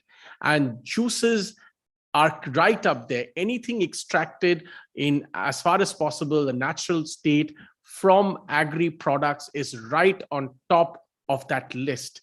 You go to any discussion on better living, health, wellness, all of these categories naturally add up to this conversation. And it's validated. I'm looking at Dr. Mukherjee's report at the moment, and I've just sort of tick marked this. Non-alcoholic beverages, total all India sales value and volume, juice drinks up 24%, juice 100%. Also total sales volumes, again, 24% and 100%. It validates what we are seeing anecdotally on the ground. And I think there is a tremendous scope for this sector, because this journey of people thinking more carefully, more consciously, more contemplatively about health and wellness and mindfulness we're at the, as they would say in marketing terms or business school terms, we're at the start of that curve. We're at the beginning of that curve, right? This curve will rise much, much more steeply. And one of the ingredients that will propel this thought process is clearly going to be global warming. You can already see we are living in the city of Delhi. We're sitting in the city of Delhi, and we already have seen 49.2 degrees temperatures, not, just a few days ago. Right. So all of these, if you add up each of these sort of ingredients that I'm talking about, it comes to a consumer, you add up to a consumer behavior that naturally leads up to some of the conclusions presented by Dr. Mukherjee in this report. It's impossible to ignore. Also, I want to give you a couple of examples of brands that I am fond of consuming, and I see them everywhere. Nostalgia plays a great role in this. You look at a brand called Paperboat, and look at what they have done, right? In adding nostalgia to this entire health and wellness part of the puzzle, and adding that up to a very interesting brand and very interesting consumption. Raw Pressery, something that I see everywhere, including in the airport in Bangalore where I keep going. Again, a very interesting brand. And there are numerous other brands like this. So I am very optimistic about this. I think increasingly there will be much more action in this space. And that's why I congratulate Dr. Mukherjee and ICRIER for a very, very timely report. This is what we needed to validate everything that we are seeing anecdotally. Thank you very much. Thank you very much, Dr. Sengupta. That was very, that raised all our spirits about the industry, and it's realistically optimistic that we are not being optimistic just because we have those ambitions, but we are already achieving a lot of them. So thanks for giving that sense, and the role this report has played for that is going to play further. Now moving to Mr. Mishra, given your expertise in indirect taxes. And I've been, as a researcher before joining the government, quite interested in this taxing sin products kind of thing. So I did a lot of work with a lot of discussions with organizations like World Health Organization, where they talk about increasing taxes in tobacco, of course, and also they have been discussing about sugary sweetened beverages and so on. So there are I mean, in my own thought process, it's a very tricky thing to do, because anything and everything that we consume can be brought under that basket. So we all have to consume rice and wheat, but consuming excess of rice and wheat is going to lead to diabetes and so on. So should we tax rice? So that's kind of my sense. But what is the thought process that you have when it comes to the impact of this higher taxes on consumption? And what is the purpose of those taxes? If the purpose of the tax is to deter consumption or reduce consumption of unhealthy products, if the tax doesn't work to do that, what are the other ways in which you can guide the consumers to move towards healthier products? That is one broad question. The other question is about the informal sector. So in the beverages industry, we have a huge informal sector, and there are plenty of counterfeit products. So how do we formalize this market? So I'll just give you these two broad questions, and looking forward to it.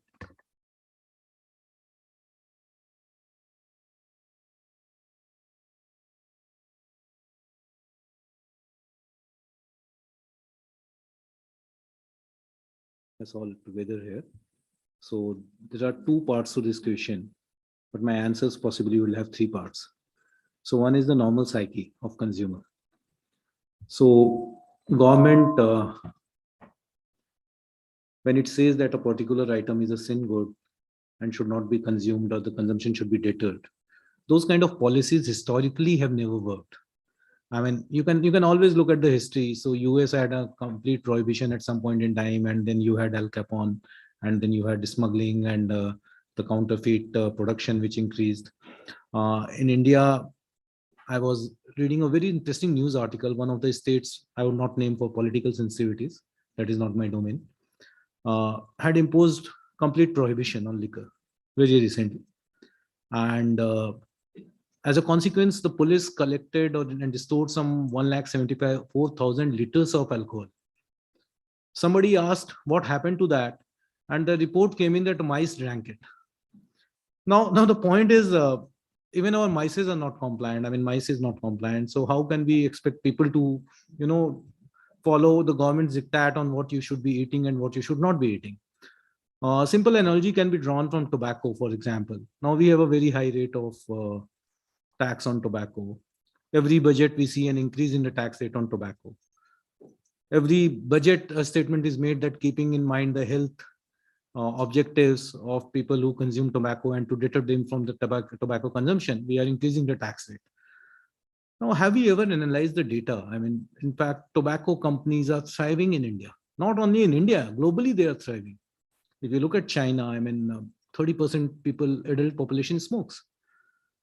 Now, why is that happening? It's not happening because the tax rates are increasing. I mean, I think we need to realize one very important concept. A product which is highly price elastic, where the demand would fall if the price is increased or tax is increased, would show a decrease in consumption. A product which is price inelastic would be ambivalent. Now let's come to the sector that we are dealing with, carbonated beverages, which have been classified as sin goods. Now, fundamentally, I mean, whether they are sin goods or not is a debatable point. They can be a sin good for somebody like me who is overweight, but they can be pretty much required for somebody who is fit. I mean, he can have a soft drink or two in a day. There are certain meals which go with soft drinks only. I mean, I'm quite amazed. You go to a McDonald's and you order a burger, you would invariably order a soft drink, right? That's the consumption pattern. Kids, it's very popular now. But then what we have also seen is that there is a shift in the consumption pattern, which Dr. Mukherjee has also touched upon in her report. When we were growing up and I was a 90s kids, soft drinks used to be a party item. You would have it once in a month, possibly, and you will take permissions from your parents, and you would go with your friends and have a bottle of, those days we did not have Coke or Pepsi. I mean, I'm talking of late 80s. We would have a Thumbs Up or Gold Spot or whatever was available at those days. But it used to be more of a luxury kind of an item, and you would actually look forward to doing that. Even ice creams used to be. Now, if you look at our homes, I mean, there is always ice cream in the fridge. There is always soft drinks in the fridge. So to that extent, the price elasticity is no longer there. I mean, we don't care where a bottle of Coke costs 40 rupees or Pepsi costs 45 rupees. I mean, we get it. As a matter of fact, it's a part of our daily groceries. Other change which has occurred is the consumption pattern itself. The upper class, which used to be the major consumer of these products, they have possibly because of the health reasons or growing recognitions or maybe some alternates also being available. Earlier, we did not have those many alternate products, have shifted to the different product segment. And middle class and lower middle class is the increasing consumer for these products. So to that extent, the price increase or tax increase is not going to cause a fall in consumption on these products. In fact, what it would do is that it would create incentives. And this is tying into the next part of the question. It would create incentives for unorganized sector to thrive. Borrowing from Dr. Mukherjee's report summary, 80% of this market is unorganized. Only 20% is organized and corporate sector. Now, what should be the policy? Policy should be to kind of encourage the corporatization and organization of the sector so that the government can realize more tax. It can control the hygiene of the product. It can control the packaging labeling requirement. It can control it can impose the quality standards.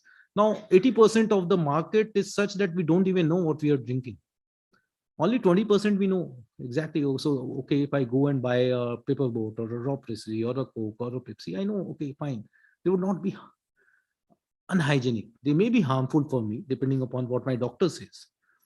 But fundamentally, I am giving an inducement to the sector or the 80% population to not get organized. And that is where the tax leakage is occurring. So one big eye opener for me was looking at the report.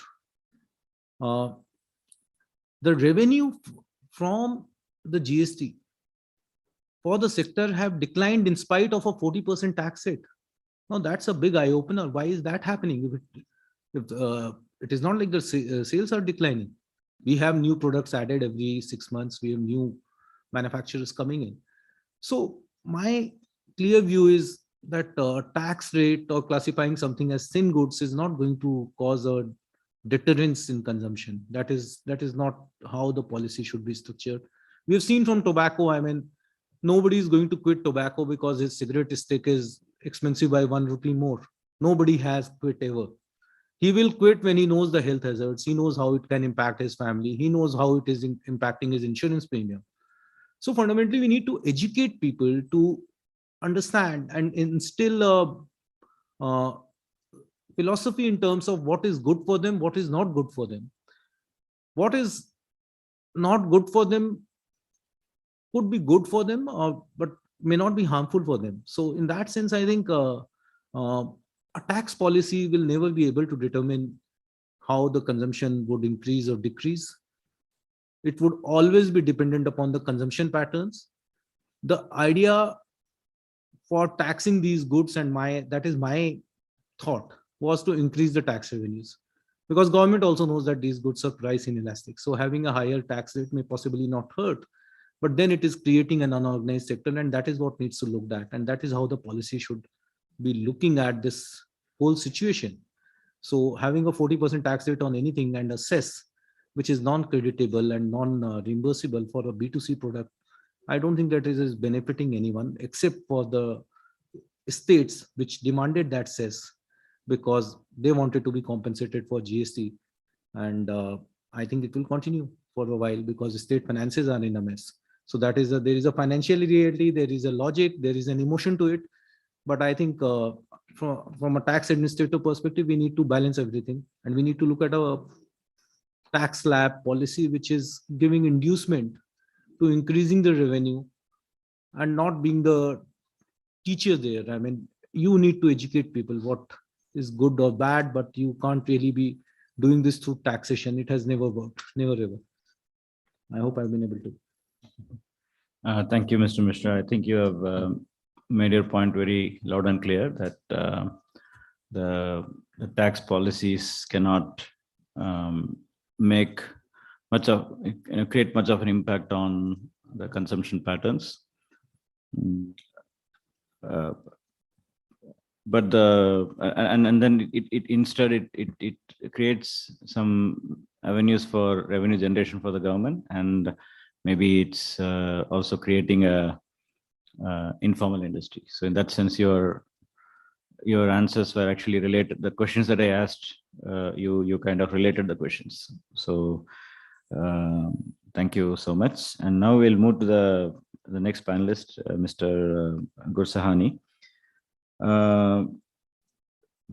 The one legal issue that emerges from the report is that the definitions in as per the GST and the definitions as per the FSSAI are not completely aligned. So in your opinion, how important would these kind of discrepancies be in the context of making India as a beverages processing hub?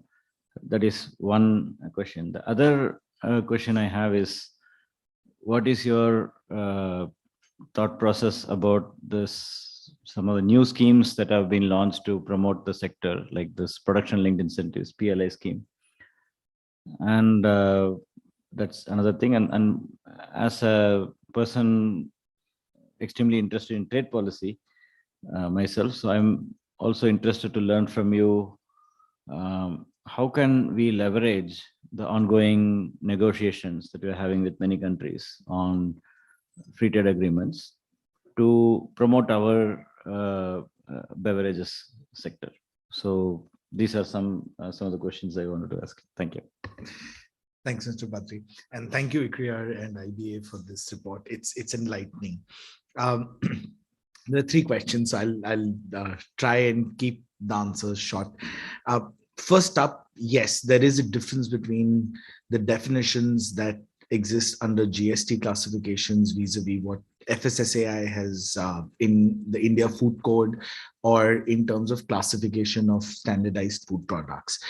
This has inevitably created a problem for the industry as well as the market as a whole. And this exists not only in the beverages sector, but in other food sectors as well. Just to give you all an example, FSSAI classifies fruit-based beverages as one, while carbonated beverages is a separate category. It allows food-based beverages to have carbonation, and while GST does not. So invariably, even if you're a fruit-based drink with high fruit content, but you use carbonation, you will be taxed higher, while you should ideally be taxed lower, since you're predominantly a fruit juice product. This particular issue has an overarching effect in terms of how the market treats these products as well. In terms of FSSAI's classification system was based more on a scientific principle basis. I'll give you another example. We've heard other panelists speak about health and wellness and how other innovative products are coming into the market. There are products such as kombucha drinks, which are considered healthy, but they require carbonation to prevent fermentation. There are other products which require sugar as a preservative to ensure that the product does not get bad and has a sufficiently long shelf life. Does that mean that you should tax them higher because even though they require these carbonation or high sugar just to be the product that they are? It's surprising. I was looking at different regulations across the world as well, and this relates a part to the third question, the trade negotiations that were concluded between India and UAE in the trade agreement. There is a sugar tax that is applicable in UAE, which is a sin tax, and the issue that they were facing was, how do you actually classify what is the appropriate level of sweetness? Fruit products, fruit-based drinks are naturally sweet, and invariably they also get taxed as much as a cola which is made from processed sugar. They tried coming out with an ESMA certification process, which is expensive but results in a technical barrier to export from India. But that was one solution. I personally feel definitions are very important. And if different departments of government can harmonize and come with one definition, it will not only help industry, but it will also help the government in addressing issues which are relevant. If these definitions are based on scientific principles, it will be even better for everyone in the market. Coming to the schemes aspect, yes, government has been putting out, and I'm sure you know more of these schemes than I do. PLI has been great. There are state-specific schemes as well, which have been promoting alternative beverage productions. For example, Maharashtra has a plan of increasing soybean, not for consumption, but for production of soy milk. Plant-based milks are a complete alternative beverage industry, which invariably gets overlooked. We already have a lot of schemes that promote dairy production, and of course, downstream, not production, but downstream processing will help increase their shelf life and make them easily available across India and abroad. Coming to this, to trade policy aspects and the negotiations that are going on, again, I would rather look to you for guidance on that. But yes, I feel that there is a fundamental difference on how industry deals with the government on trade policy negotiations, especially for free trade agreements. We've been working closely with commerce, and most of the times, whenever there is a sheet sent out to the industry for their comments and recommendations, the first and the maximum replies that we get say, leave my sector out of it. I don't want anything. I keep it out of it. Let me have my playing field. I don't care about what's going to happen abroad, but protect my sector as much as you can. I think that's also the wrong way to look at it. I think industry should look at it in a more positive manner and give recommendations constructively to ensure that they can leverage these agreements to build out their businesses abroad as well. Use these to become a part of the global value chains. Use these agreements to ensure that you can enter and create a stronghold in foreign markets. UAE agreement has parts of food, processed food, that was included, even though the industry didn't come forward with it. Government of India is now looking at inputs for India-Canada agreement. We do understand that there are 20,000 tariff lines, and it's difficult for the industry to look at it and say, these will be something that we will use in the future. But I think it would be beneficial for the industry to look inside in itself as well and say, yes, these are the products where we have the raw materials, we have the capacity for producing, say, fruit juice based drinks. Let's open up. Let's make sure that Canada gives us zero duty access for those products. Why not look at it 5 years down the line and say, yes, in 5 years, we will have the capacity, we will have the products. Let's look at markets where we can actually export them down the stream and ask the government to open up those channels for the industry, rather than saying, leave my sector out of it. That's it. Thanks. Thank you so much, Mr. Gosani. I think the main points that emerge out of your discussion is that we have to harmonize, have similar, if not exactly the same definitions, preferably from science, scientifically based definitions, and that can resolve a lot of confusion, and that will facilitate India to go forward as a hub. And your points about trade policy was also very insightful, in the sense that I think there are two broad points there. One is for us as policymakers to have these consultations with the industries to get some specific inputs, not just broad inputs. Obviously, the moment you say, what do you want, they'll say, keep us out of it, like you said. So we want deeper inputs, and also this what you mentioned about export optimism. That's the word I would use for it, saying that we should have a little bit of confidence that when we sign these free trade agreements, we are signing them not only to give the other countries access to our market, but even more importantly, getting access to their markets and how to make use of that. What can we sell them? And also in terms of giving the partner countries access to our markets, think about what inputs that are very expensive now can be cheaper because of this agreement. So I think these are all really great points.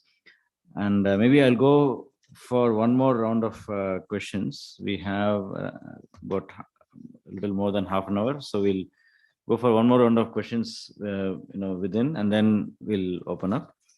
Going back to Mr. Kakar, so you talked about the growth potential of the industry. In that context, what do you think are the issues that are faced by the sector? And one example issue that I would like to put forward here is the taxes. Do you think high taxes are issue is an issue that is restricting the sector? And what can we in the government do to promote the sector? And in particular, if you can come up with like 2 or 3 measures, please.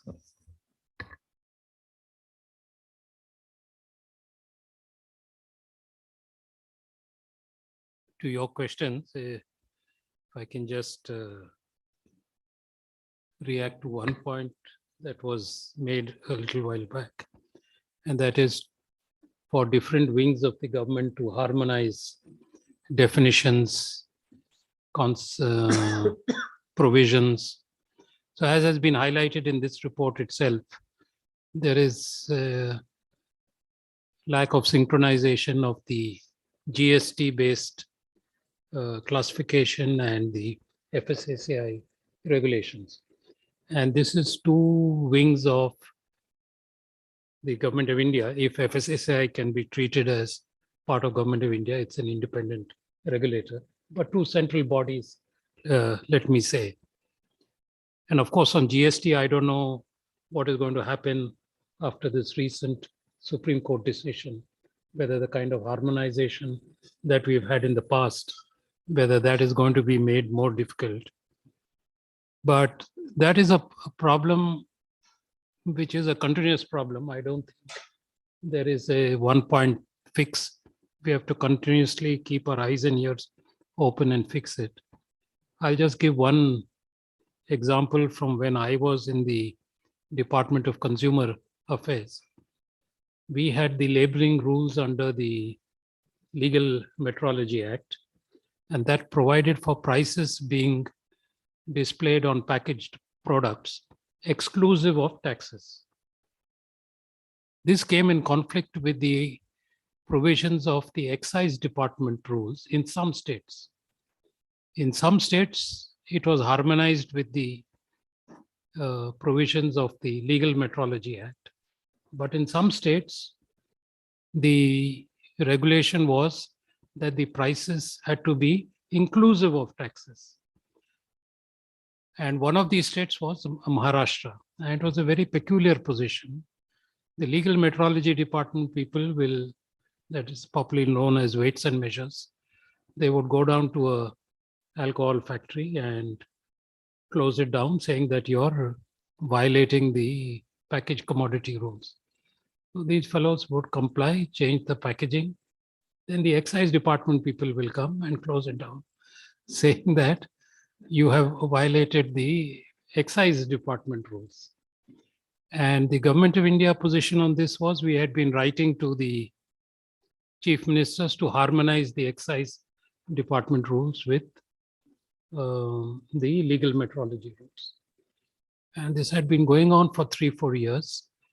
Some states complied, some states didn't. Maharashtra did not. And then finally, we had to take the decision to amend our own rules and provide that in the event of a conflict, the state government rules would prevail. So then this stopped this Laurel and Hardy show of one department going and closing down and another department coming and opening. One more point that struck me is that in the report, it is mentioned that there is a very large loss of fruits and vegetables in the supply chain of 25 to 30%. I do recollect that we had got a report done when I was secretary by the Central Institute of Post Harvesting Technology, and where the numbers were much lower. So I don't know if there's been a subsequent study and that has been updated. So that is one point also that I made earlier about data, that unless we have regular data with a common base, apart from definitions, data is also very important, because that is used for making the policy implications. So high taxes, as has been brought out in the report, is certainly an area of concern, and my fellow panelists have also brought out the point. Is it the government's job to fix taxes to deter consumption, or is this more appropriately dealt with by other agencies of the government or society, doctors, diabetologists, dietary consultants, or is it the job of the taxman? But speaking purely from the tax point of view, I don't know if there is some data to support the view that, in fact, if you do reduce taxes, we will be able to get a higher revenue. I recall we had made the same argument in the case of wine. Wine has been generally taxed at rates equivalent to spirits. And we had made the point that this should not be done. And we had pointed to the example of several countries where taxes on wine was much cheaper. Tax on wine were much lower, and this had led to a spurt in growth. I don't know if there's any data to support that if in a particular state the taxes on wine are lower, do we have higher consumption in that state? I think that could be used to bolster this argument. Prima facie, it does look that high taxes are creating two problems. One, it is deterring consumption and exports. And number two, it is creating this arbitrage for the non-organized sector. But the other point about the unorganized sector is the applicability of standards and the enforcement of those standards. As far as I know, standards are applicable to all packaged commodities. And how well these are being enforced on these smaller units, that may be an area where there could be some improvement. Once again, enforcement is all with the state governments. It's not a centrally enforced standards. So these are some of the issues that I thought I'll make. Thank you so much, Mr. Kakar. I think you highlighted several important issues. I think broadly I can classify these into three. First is the tax issues, high taxes, which lead to both, they act as deterrent in terms of growth of the industry, and also they lead to a rise of expansion of informal sector and counterfeits and so on. And the second thing is about the standards, which in fact in the beginning you also mentioned about the lack of coherence or definitions of harmonization of definitions of standards across the not only different departments but also state governments and the central government. And on top of it, these standards are required to. So one thing is about domestic standards, and I also think the international standards. How do we work towards achieving the international standards, which are also related to the trade agreements? And the third aspect you mentioned was about the losses, the fruit losses. You also linked that with the data collection issue as well. On this, I also think there may be some thought process to be put in from the industry point of view on some agri-tech industries, startups, and so on. So thinking in terms of blockchain-based solutions or AI-based solutions to minimize the food losses. Some such initiatives have been happening globally from the startup community. So that's something to just food for thought, but that came from the point that Mr. Kaka was mentioning about the losses of fruits. Now, moving to Dr. Sengupta, continuing our discussion on investments. How can the foreign companies that come here be roped into the SDG targets that we have, like employment creation, recycling, and so on? And then in terms of issues that are faced by the foreign companies coming here, can you think of some issues that they have in terms of entering here or continuing to operate here or expand here? And finally, how do we encourage more collaborations with foreign companies and attract more FDI? So all related to investment. So as far as issues are concerned, already the matter of taxation has been considered at length on this panel. So there's nothing that I can add there. People who are experts in the matter have already spoken. The other issue that crops up often, and not just in this sector, but many other sectors, is of course of land. And, this land issue, of course, that's one of the reasons, many innovative products, including one that Invest India has put together, of course, in association with the government, of creating digitized land banks. We have a land portal now where you can actually go and see exactly what land is available, where the dimensions, where it's placed, how far is it from an airport, how far is it from a railway station. All this is now available online, 24/7, real time. Anywhere, in any investor sitting anywhere in the world can actually go and see these things, right? And when you couple that with another thing also that Invest India is building, of course, in association with the government, the National Single Window platform, right? See, if you have to join the dots. Sometimes what happens is all of these things are seen as silos, which is the problem, right? But when you start to join these dots, you can see how the investor journey is being step by step made even more easier, right? With every progressive year. So that's one part of the thing. You mentioned startups. I want to take that part in terms of what more can be done, especially in SDGs. Look, SDGs, and I think broadly the experience is this around the world. There are two things. One is compliance via consumer demand, or what I would call compliance via consumer demand. Companies want to adhere to SDGs because consumers want to see that. They want to join hands with companies or buy from companies who they trust. The trust factor is very high. And we see this even in the clothing industry and many others, right? Consumers want to buy from ethical companies, so to speak. So that's a big part of the puzzle.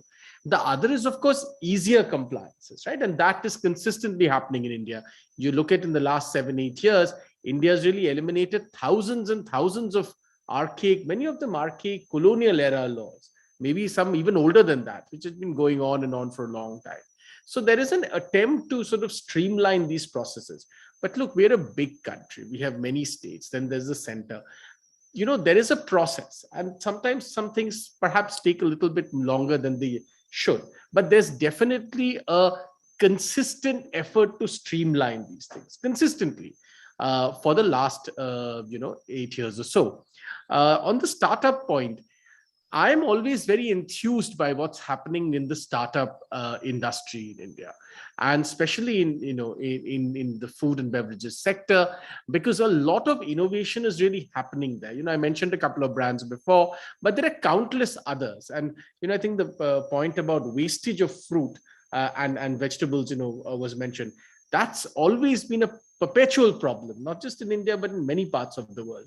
Now, the solution that's always provided is all of that can be processed, it can be packaged, it can be sold to consumers who will easily consume that produce, that agrarian produce, in that format. And one of the solutions always was cold chains, which has happened in many parts of India. But the other innovative part is startups. And you're seeing many startups now get into action and creating new products. Tea and coffee was mentioned. One of the wonderful startups that I discovered a few years ago, and which now even has a wonderful store at the heart of Paris, is Araku coffee. Some of you who may be going to Paris may know about this brand. They have a beautiful store in the heart of Paris, not very far away, from the Arc de Triomphe, which is really lovely. It's coffee, as somebody is saying, that comes from the Araku Valley. Another startup I got acquainted a few years ago called Tea Box. Their innovation is that you cut out all the sort of quote unquote middle processes and you sell tea directly from the tea gardens straight to the consumer, right? And they're even innovative to find a particular kind of packing where, usually, tea sachets or would spoil if you keep it for a long time. They pack it in nitrogen. So even if you don't tear the sachet, you can keep it for as long as you want and your tea will remain fresh. Now, these are small but very important examples on how some of our oldest industries, tea is a very old industry in India. Even they, with their, sometimes archaic processes, are changing through startup innovation. And there is hope. There is genuine hope in this innovation, in this energy that's at the moment in India. Thank you. Thank you very much, Dr. Sengupta. Yeah, I think your points about, thinking of solving the problems in the industry and the startups, the more startups that come up with these solutions, and they may appear very specific and small, but they add up. Yes. So that's a great point you mentioned. And now moving to Mr. Mishra again, we have discussed a lot about tax. So in India, we have discussed about GST, taxes, and so on. So let's move on a little bit towards a solution. What should be the solution? Because we all agree that we have to encourage consumption of healthier products, or at least incentivize that. So what kind of policies should we aim at? What can we learn from other countries, global best practices, to incentivize consumption of healthier products, maybe nutrition-based taxation, for example, or the vice versa, or the reverse of it, which is reduce the consumption of unhealthy products. So maybe your thoughts on the way ahead. So I think there are a few points to be considered here. Looking at some of the European countries, so say for example UK or France, which are taxing these products on basis of sugar content. Then we have some other models where we are looking at single classification and eliminating multiple tariff rate structure. Now let's look at what exactly is the problem for the industry here. One of the biggest problem, and when we talk of the industry here, we are talking of the organized sector or the corporatized sector, is the endless, it's a plethora of classification disputes which persisted in the old regime and which are continuing in the new regime. Why is that happening? Because the tariff structure which has been created is not self-explanatory. It is not having all the definitions, and the point which Harsh also touched upon. You have to eventually go back to FSSAI regulations. Now, FSR are the only guiding principle in terms of what should be a fruit juice content, or what is a fruit based drink, what is an artificially flavored drink. Now, in one of the cases that I am handling, and it's a big ticket case, when we cited FSR regulations, FSSAI regulations, the tax department came back saying that they are not applicable because what we are dealing with is a tax law. That is a food safety regulation, completely different ball game. So please don't cite that. Now we are in Supreme Court. What is this causing? I mean, this is causing an uncertainty. You have been like into 5th year of GST now. It's no longer an infant, it's a toddler. But the same problems are persisting. Today, you may get a notice for 2017-18, which you will fight at first the adjudicating officer level, then you will go to the appellate officer, then you will go to the tribunal. Eventually, you will reach Supreme Court. It's going to take you 15 years. That's the reality. Appellate tribunals are not even constituted. So the first and foremost, we need to have a simple rate structure, simple tariff structure. We cannot have 5%, 12%, 18%, 28% on same segment of products. You may distinguish between two. You may say, okay, fruit juice based product and other products. This is the rate for that. This is the rate for that. Now, how to determine? Please refer to FSSAI regulation. Nobody is asking for you to amend the GST Act. That is itself a complex process, and the recent Supreme Court judgment is kind of creating another uncertainty whether we are going back to VAT era, and each state will come out with its own rates and regulations. That is unknown. But assuming that it will not happen, at least GST laws can make a reference to the relevant act wherever required. So that's point number one. I mean, not more than 2 classifications. That will ease out the entire administration much in a big way, and also provide a certainty to the sector. Second point is in terms of looking at this whole structure of compensation cess, and there has been a big controversy which has been raising. So incidentally, when GST was introduced, compensation cess was to be there for 5 years. The basic purpose was to compensate states for potential loss in revenue which could arise on account of GST implementation, because states were giving away their rights to impose VAT on sale of goods within their jurisdiction. Now we are in the 5th year. So 1st of July, GST would be a 5-year-old kid now. It's no longer a baby. So the reality is that compensation cess is not going anywhere. State finances are in mess. Pick up any state. Center finances are in a mess. In fact, to pay states their share of GST compensation, last year center had to resort to borrowings. And that is the reality. So this 12% cess is not going anywhere because none of the states are going to agree. So what is the alternate here? At least make that cess creditable. Merge it into the GST rates. Why are you creating 2 tiers? Because the problem is that cesses are not creditable. I cannot take credit of a cess. I cannot take credit of GST and set it off against a cess. So cess can only be set off against a cess. So fundamentally, it's a clear dilution of the GST concept itself, where we talk of one nation, one tax, fungibility of taxes paid against your output. So that is also not desirable. We have to accept the reality that cess will stay. Even if it comes to making a constitutional amendment, it will happen. None of the states are going to be ready to kind of agree to a situation where the cesses are withdrawn. So it's not happening. There is a financial compulsion. One last important point that I would want to make is in terms of implementation. We have policies which are much better than what it was. So when I started my career, we dealt with Excise Act and VAT Act, and you had a situation where you used to submit daily returns, daily registers. Tax payments was on a daily basis in certain industries. Tax officers can come knocking at your doorsteps anytime. They can do it today also. There is nothing has changed there. So in fact,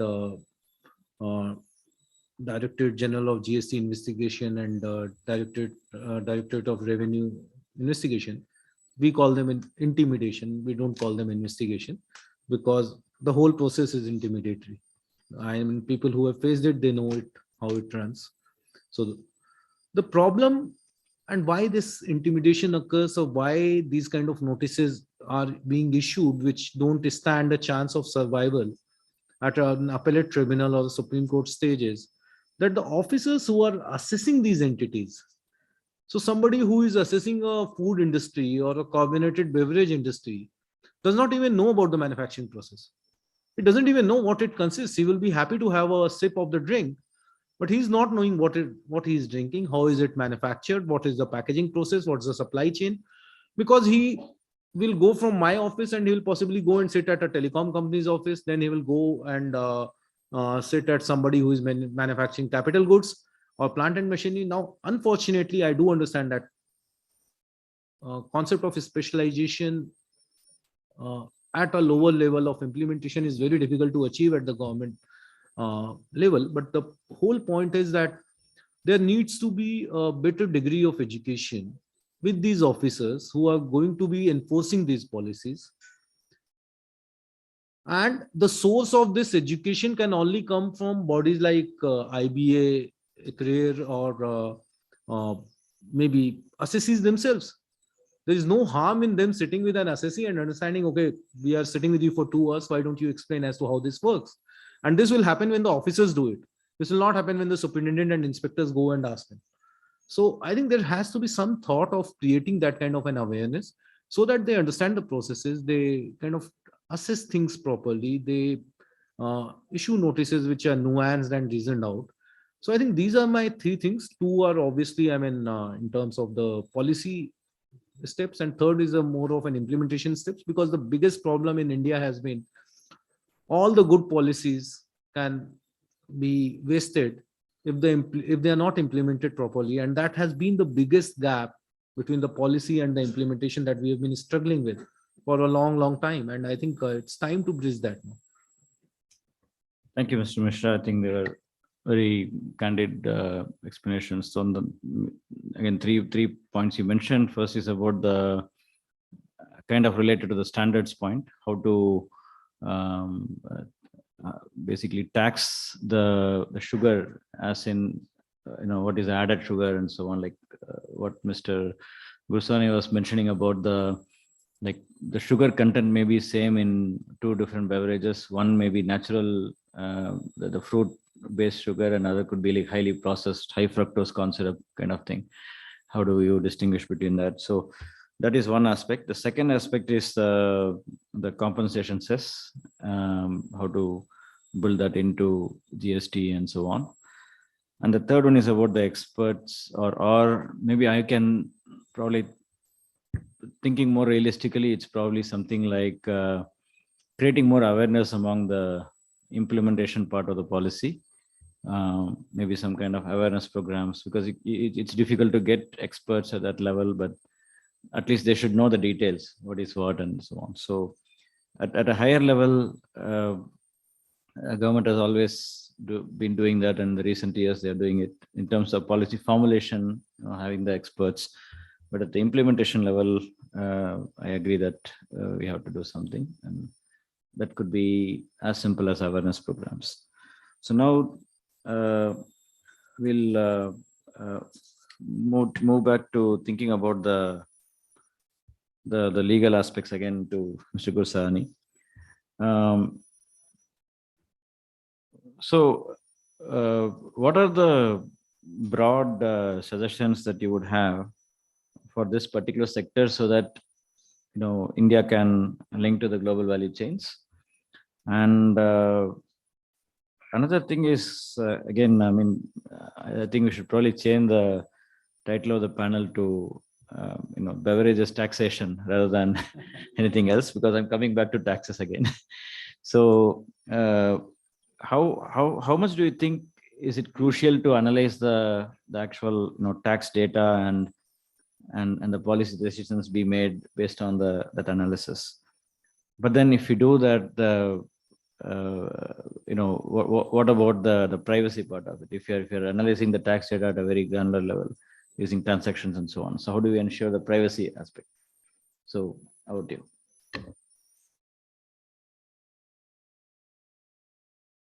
data and policy is a panel in itself. So I think perhaps I'll just dwell a little bit on it, but keep it more broad and address it holistically in one sense. So coming to your second part first, of course, I mean, in India, if we look at, and I'm sure Manish would be able to throw more light on this. Initially, tax data was disseminated in public, and after there was a change in government policy, after which they decided not to do that.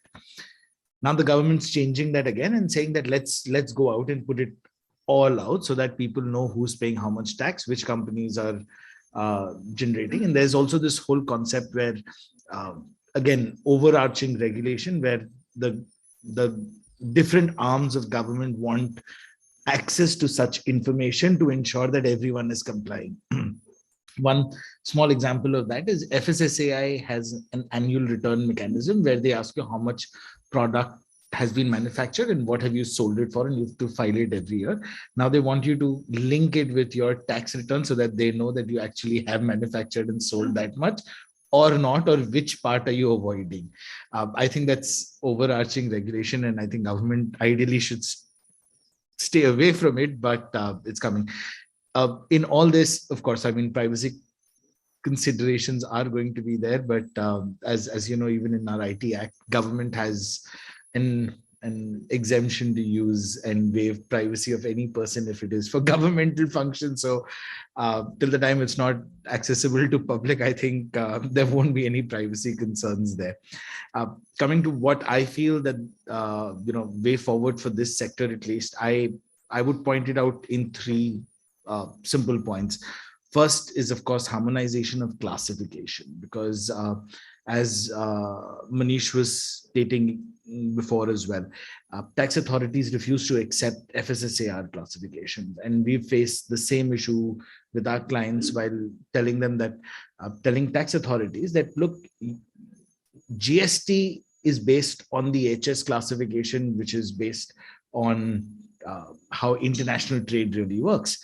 When you can harmonize it there, why are you creating further subcategories? Look at it at 6-digit classifications, or even broader at 4-digit classifications, and fix rates perhaps at that level rather than going into the nitty-gritties. Have similar products, as Manish was recommending, have similar products be classified similarly rather than differently. So harmonization of classifications among, I know it's easier said than done, but that is one recommendation that I think the government should probably draw, and I think the report also points in that direction. Second is, of course, to address the inverted duty structure. If you're looking at it from a trade policy spectrum, we should use and ensure that inputs are coming in cheaper while we don't tax our exported products at all anyways. And the last principal recommendation that I would perhaps give for this sector and how we can go forward from here is to reduce NTBs and regulations. See, we did hear about legal metrology, packaged commodity rules, which has a set of labeling requirements. FSSAI has a completely different set of requirements, and thankfully now they're coming on the same page. And hopefully from 1st of July, hopefully we'll have similar regulations from both different consumer affairs and health and family welfare, which are the nodal ministries for the two. But looking at imported products as well, this is where it comes in. Creating these new regulations, which are difficult to comply, are something that should be addressed. And we should reduce over-regulation by the government, reduce non-tariff barriers so that there can be freer and easier trade in India and across. Thank you. Yeah, thank you very much, Mr. Gursani. I think you have raised some important points on the need for harmonization. I think that's the second most discussed about topic here. And then the inverted duty structure. So I feel like I'm now back in a trade policy kind of discussion. It's a long pending thing. And also the final thing is NTBs. So on non-tariff barriers, typically we complain that the other countries impose NTBs on us. But we also have a lot of them. So just to think about them, I think you're also talking about the internal barriers, not only the external. So thank you so much once again. Thanks to all my co-panelists for the wonderful discussion. I would like to open up for questions and answers. Probably we can, maybe, please go ahead.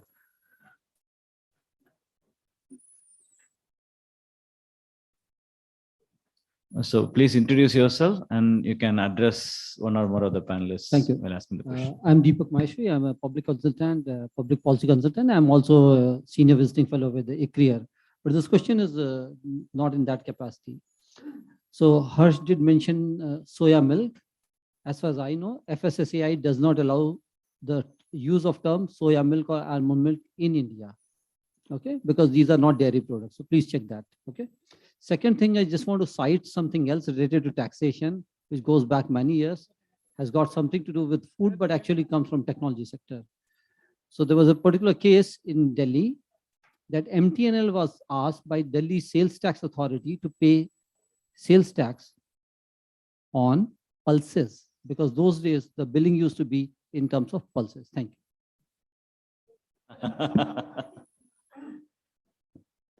Great. Anyone wants to respond? Gursani? Thanks. Deepak, duly noted, but the term milk is not restricted only to dairy. There is a High Court case that is sub judice right now as well, where the court will ultimately decide. However, give you another example of coconut milk, which even FSS says it's called milk or peanut butter or shea butter or cocoa butter or so the list is endless. So dairy terms are often used for non-dairy products, especially in the beverages sector as well. So there are both dairy drinks and non-dairy plant-based drinks. Deciding on whether to call it milk or not, it's, I think, more on consumer preferences than anything. And I also believe that government should stay out of regulating how you call a particular product, because that would also affect what we heard in the morning in terms of branding, because at times that's where a lot of companies focus their strengths and energies at as well. Thanks. So any other questions, please?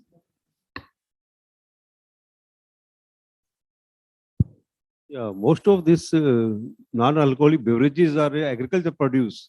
So why not to be in tax regime, to be in agriculture sector? Maybe Mr. Mishra can answer the question. Sir, you're from which organization? Okay. So as you look at the scheme of classification, it's divided into various chapters and then chapter tariff headings and so on and so forth. So the initial chapters are the most primary chapters. So chapter 1 to 11. So you start with livestock, poultry and fisheries, agricultural produce, and so on and so forth. You reach till chapter 11. And then from 11 to 21 is the secondary stage of production where you look at some degree of processing, but not a completely transformed product. And then from 21 onwards, you look at the tertiary sector, which is service, which is more into capital goods, chemicals, and other stuff. The point here is that the scheme of classification is dependent upon the degree of processing which a product undergoes. So right from farm to the consumer's doorstep, what is the transformation that it has taken place? So whatever is coming to you from the fields or the farms is exempted, and it will be classified in the initial chapter readings. Something which has undergone a significant transformation, but it still requires certain level of processings at home. So for example, porridge or oats, which you have to kind of simply add boiled water, or you have to cook with milk or water, will be given a secondary classification. And something which is ready to consume, so your soft drinks, beverages, etc., which have undergone a major transformation, they would be classified at a later chapter and at a higher tax rate. So that is the scheme of classification. So if you have products which are directly from farm, they would be exempted and they would be agri products per se. But in the sector that we are dealing with, there may be very few such products. So if you go and consume a sugarcane juice at a roadside ready or what do you call kiosk, possibly you will not pay any tax. You will not be subjected to GST. But if it is processed, there are some preservatives added, it's bottled, and it has undergone certain amount of processing, the tax rate could be different. So that's a scheme of taxation which is global. It is not only specific to India. So in that sense, it is all aligned with ITCHS, and largely we follow the same principles for customs as well as GST classifications. I hope I am able to answer this. Thank you, Mr. Mishra. Any other questions, please?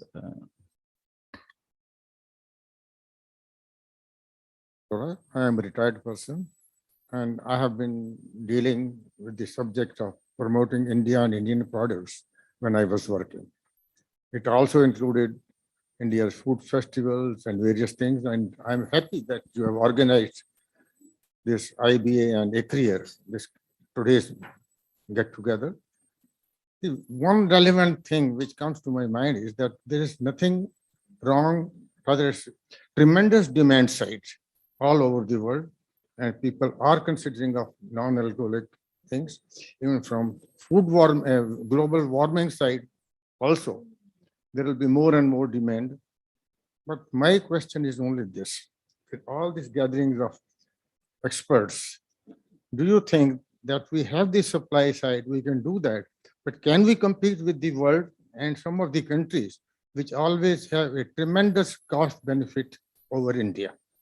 How to deal with this issue? Thank you.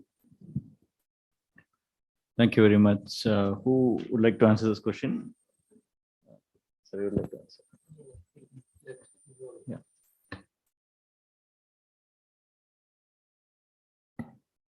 Since we're talking about food like a hot potato, this question has traveled through the entire panel, has been gently put on my shoulders. Look, there are many sectors, not just this one, where we once thought India would not be able to compete. I would actually see it from the reverse side. I think India is better placed than ever and is, really competent to compete on many sectors, and food and agri products being one prime sector. What do we lack?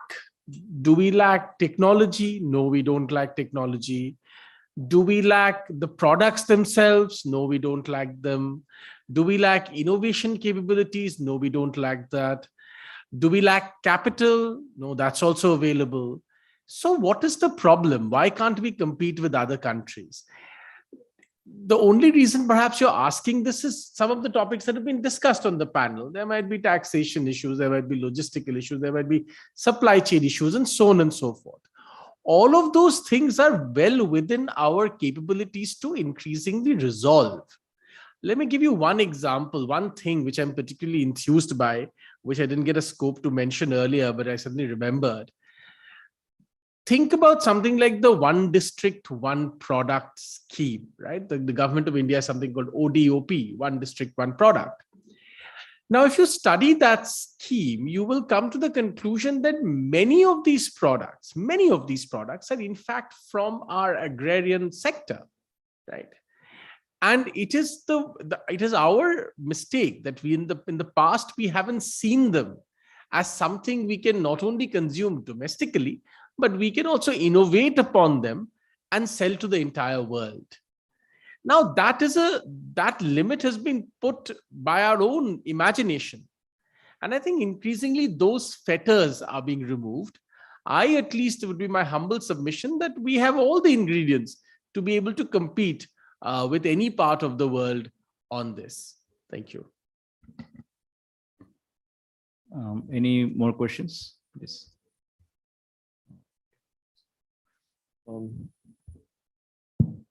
Okay. Good. I just have one sort of suggestion. We are in a manel, but even the questions are sort of, there's lacking gender balance. So a little before this appears on Twitter, I would request some gender balance in this, please. Yeah, Arpita can ask a question. She'll have all the answers. and give us the answer also.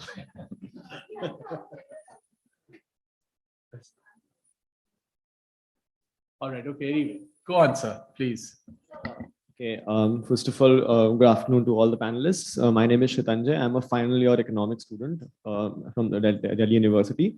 Okay, so my question is for Dr. Sengupta. Okay, as we have seen that India has recently banned the exports on wheat, and from June 1, we are seeing that the exports on sugar is also fall in the restrictive category for exports.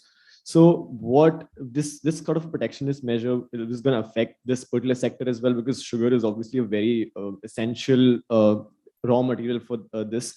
So what do you think will be the impact on this particular sector, and solely from the foreign investments perspective as such?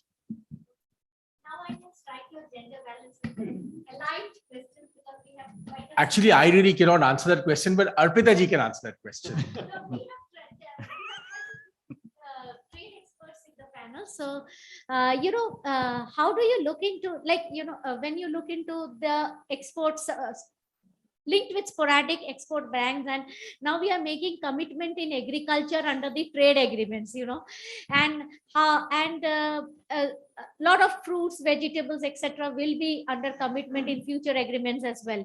So how does, one question, and that directed to Harsh, how does the ban versus making commitment in trade agreement works? That's one part. The question to Badri is that how are you looking at India's new trade agreements, because you did a lot of G-tape modeling and all of that, and you always have been a proponent of removal of barriers. So how that, now that we are going into new areas of trade agreement like food, how do you look into it?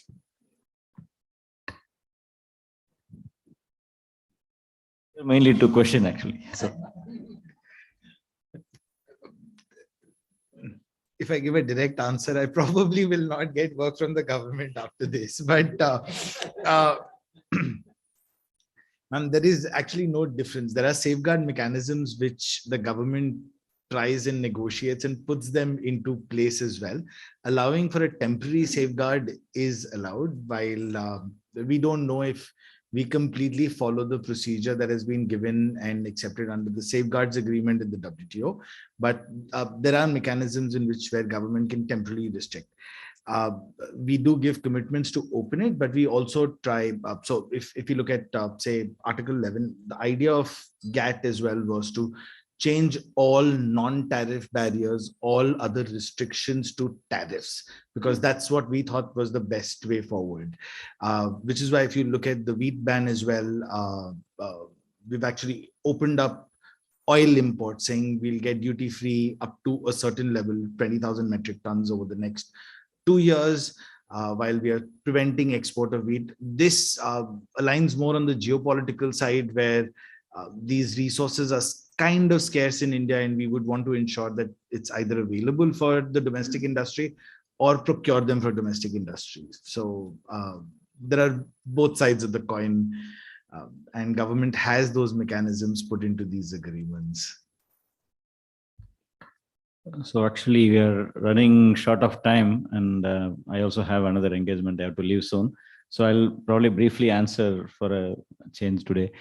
On the barriers on the agricultural trade barriers on the other side that we are facing outside in other countries, I think we have been keeping that as an important aspect in the trade negotiations. So we want to get more market access in the other countries. From our side as well, we have been guardedly optimistic in terms of opening up. So we have been, the commerce colleagues have been carefully looking at the sectors where we can open up. One thing about Indian imports of agricultural commodities is that compared to the other countries, we don't have so much of non-tariff barriers as in SPS, TBT, and so on. So that's an area that we are already advanced in advanced, not because we are advanced, but because we I mean, this is an MFN thing. So if you have standards domestically, then you impose those standards internationally, and then that becomes construed as a non-tariff barrier. So in that sense, we are at an advantage. We already don't do a lot of that.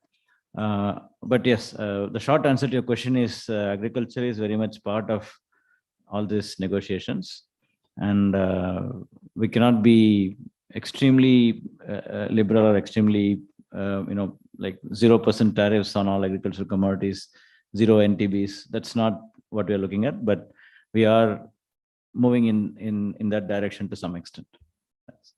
So I think I just want to add one sentence because wine was mentioned. Just an optimistic note, from what I understand, the new deal that we have with Australia will mean more yoga teachers will be able to go to Australia and we will get more wine. I think that's known as a win-win situation, so to speak. And East-West collaboration. So thank you very much, everyone. Unfortunately, we could not take up the questions online because I'm running short of time. But I hope we covered most of the questions here. And I really thank all the panelists for their wonderful thoughts. And thank you, ICRIER and IBA, for organizing this. Thank you very much once again.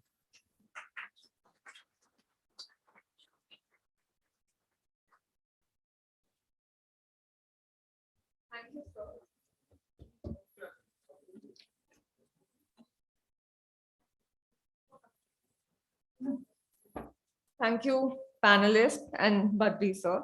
On behalf of ICRIER, I would like to thank the Indian Beverage Association for giving us the opportunity to work on this report, and to Mr. Suman Bery and Mr. Sudhanshu Pandey for taking the time out of their schedules to come release the report. We would like to thank Deepak sir for his continued support throughout the duration of the study. We are grateful to Badri sir for moderating the panel discussion and all the panelists for their valuable inputs on this topic. It was indeed a very insightful discussion.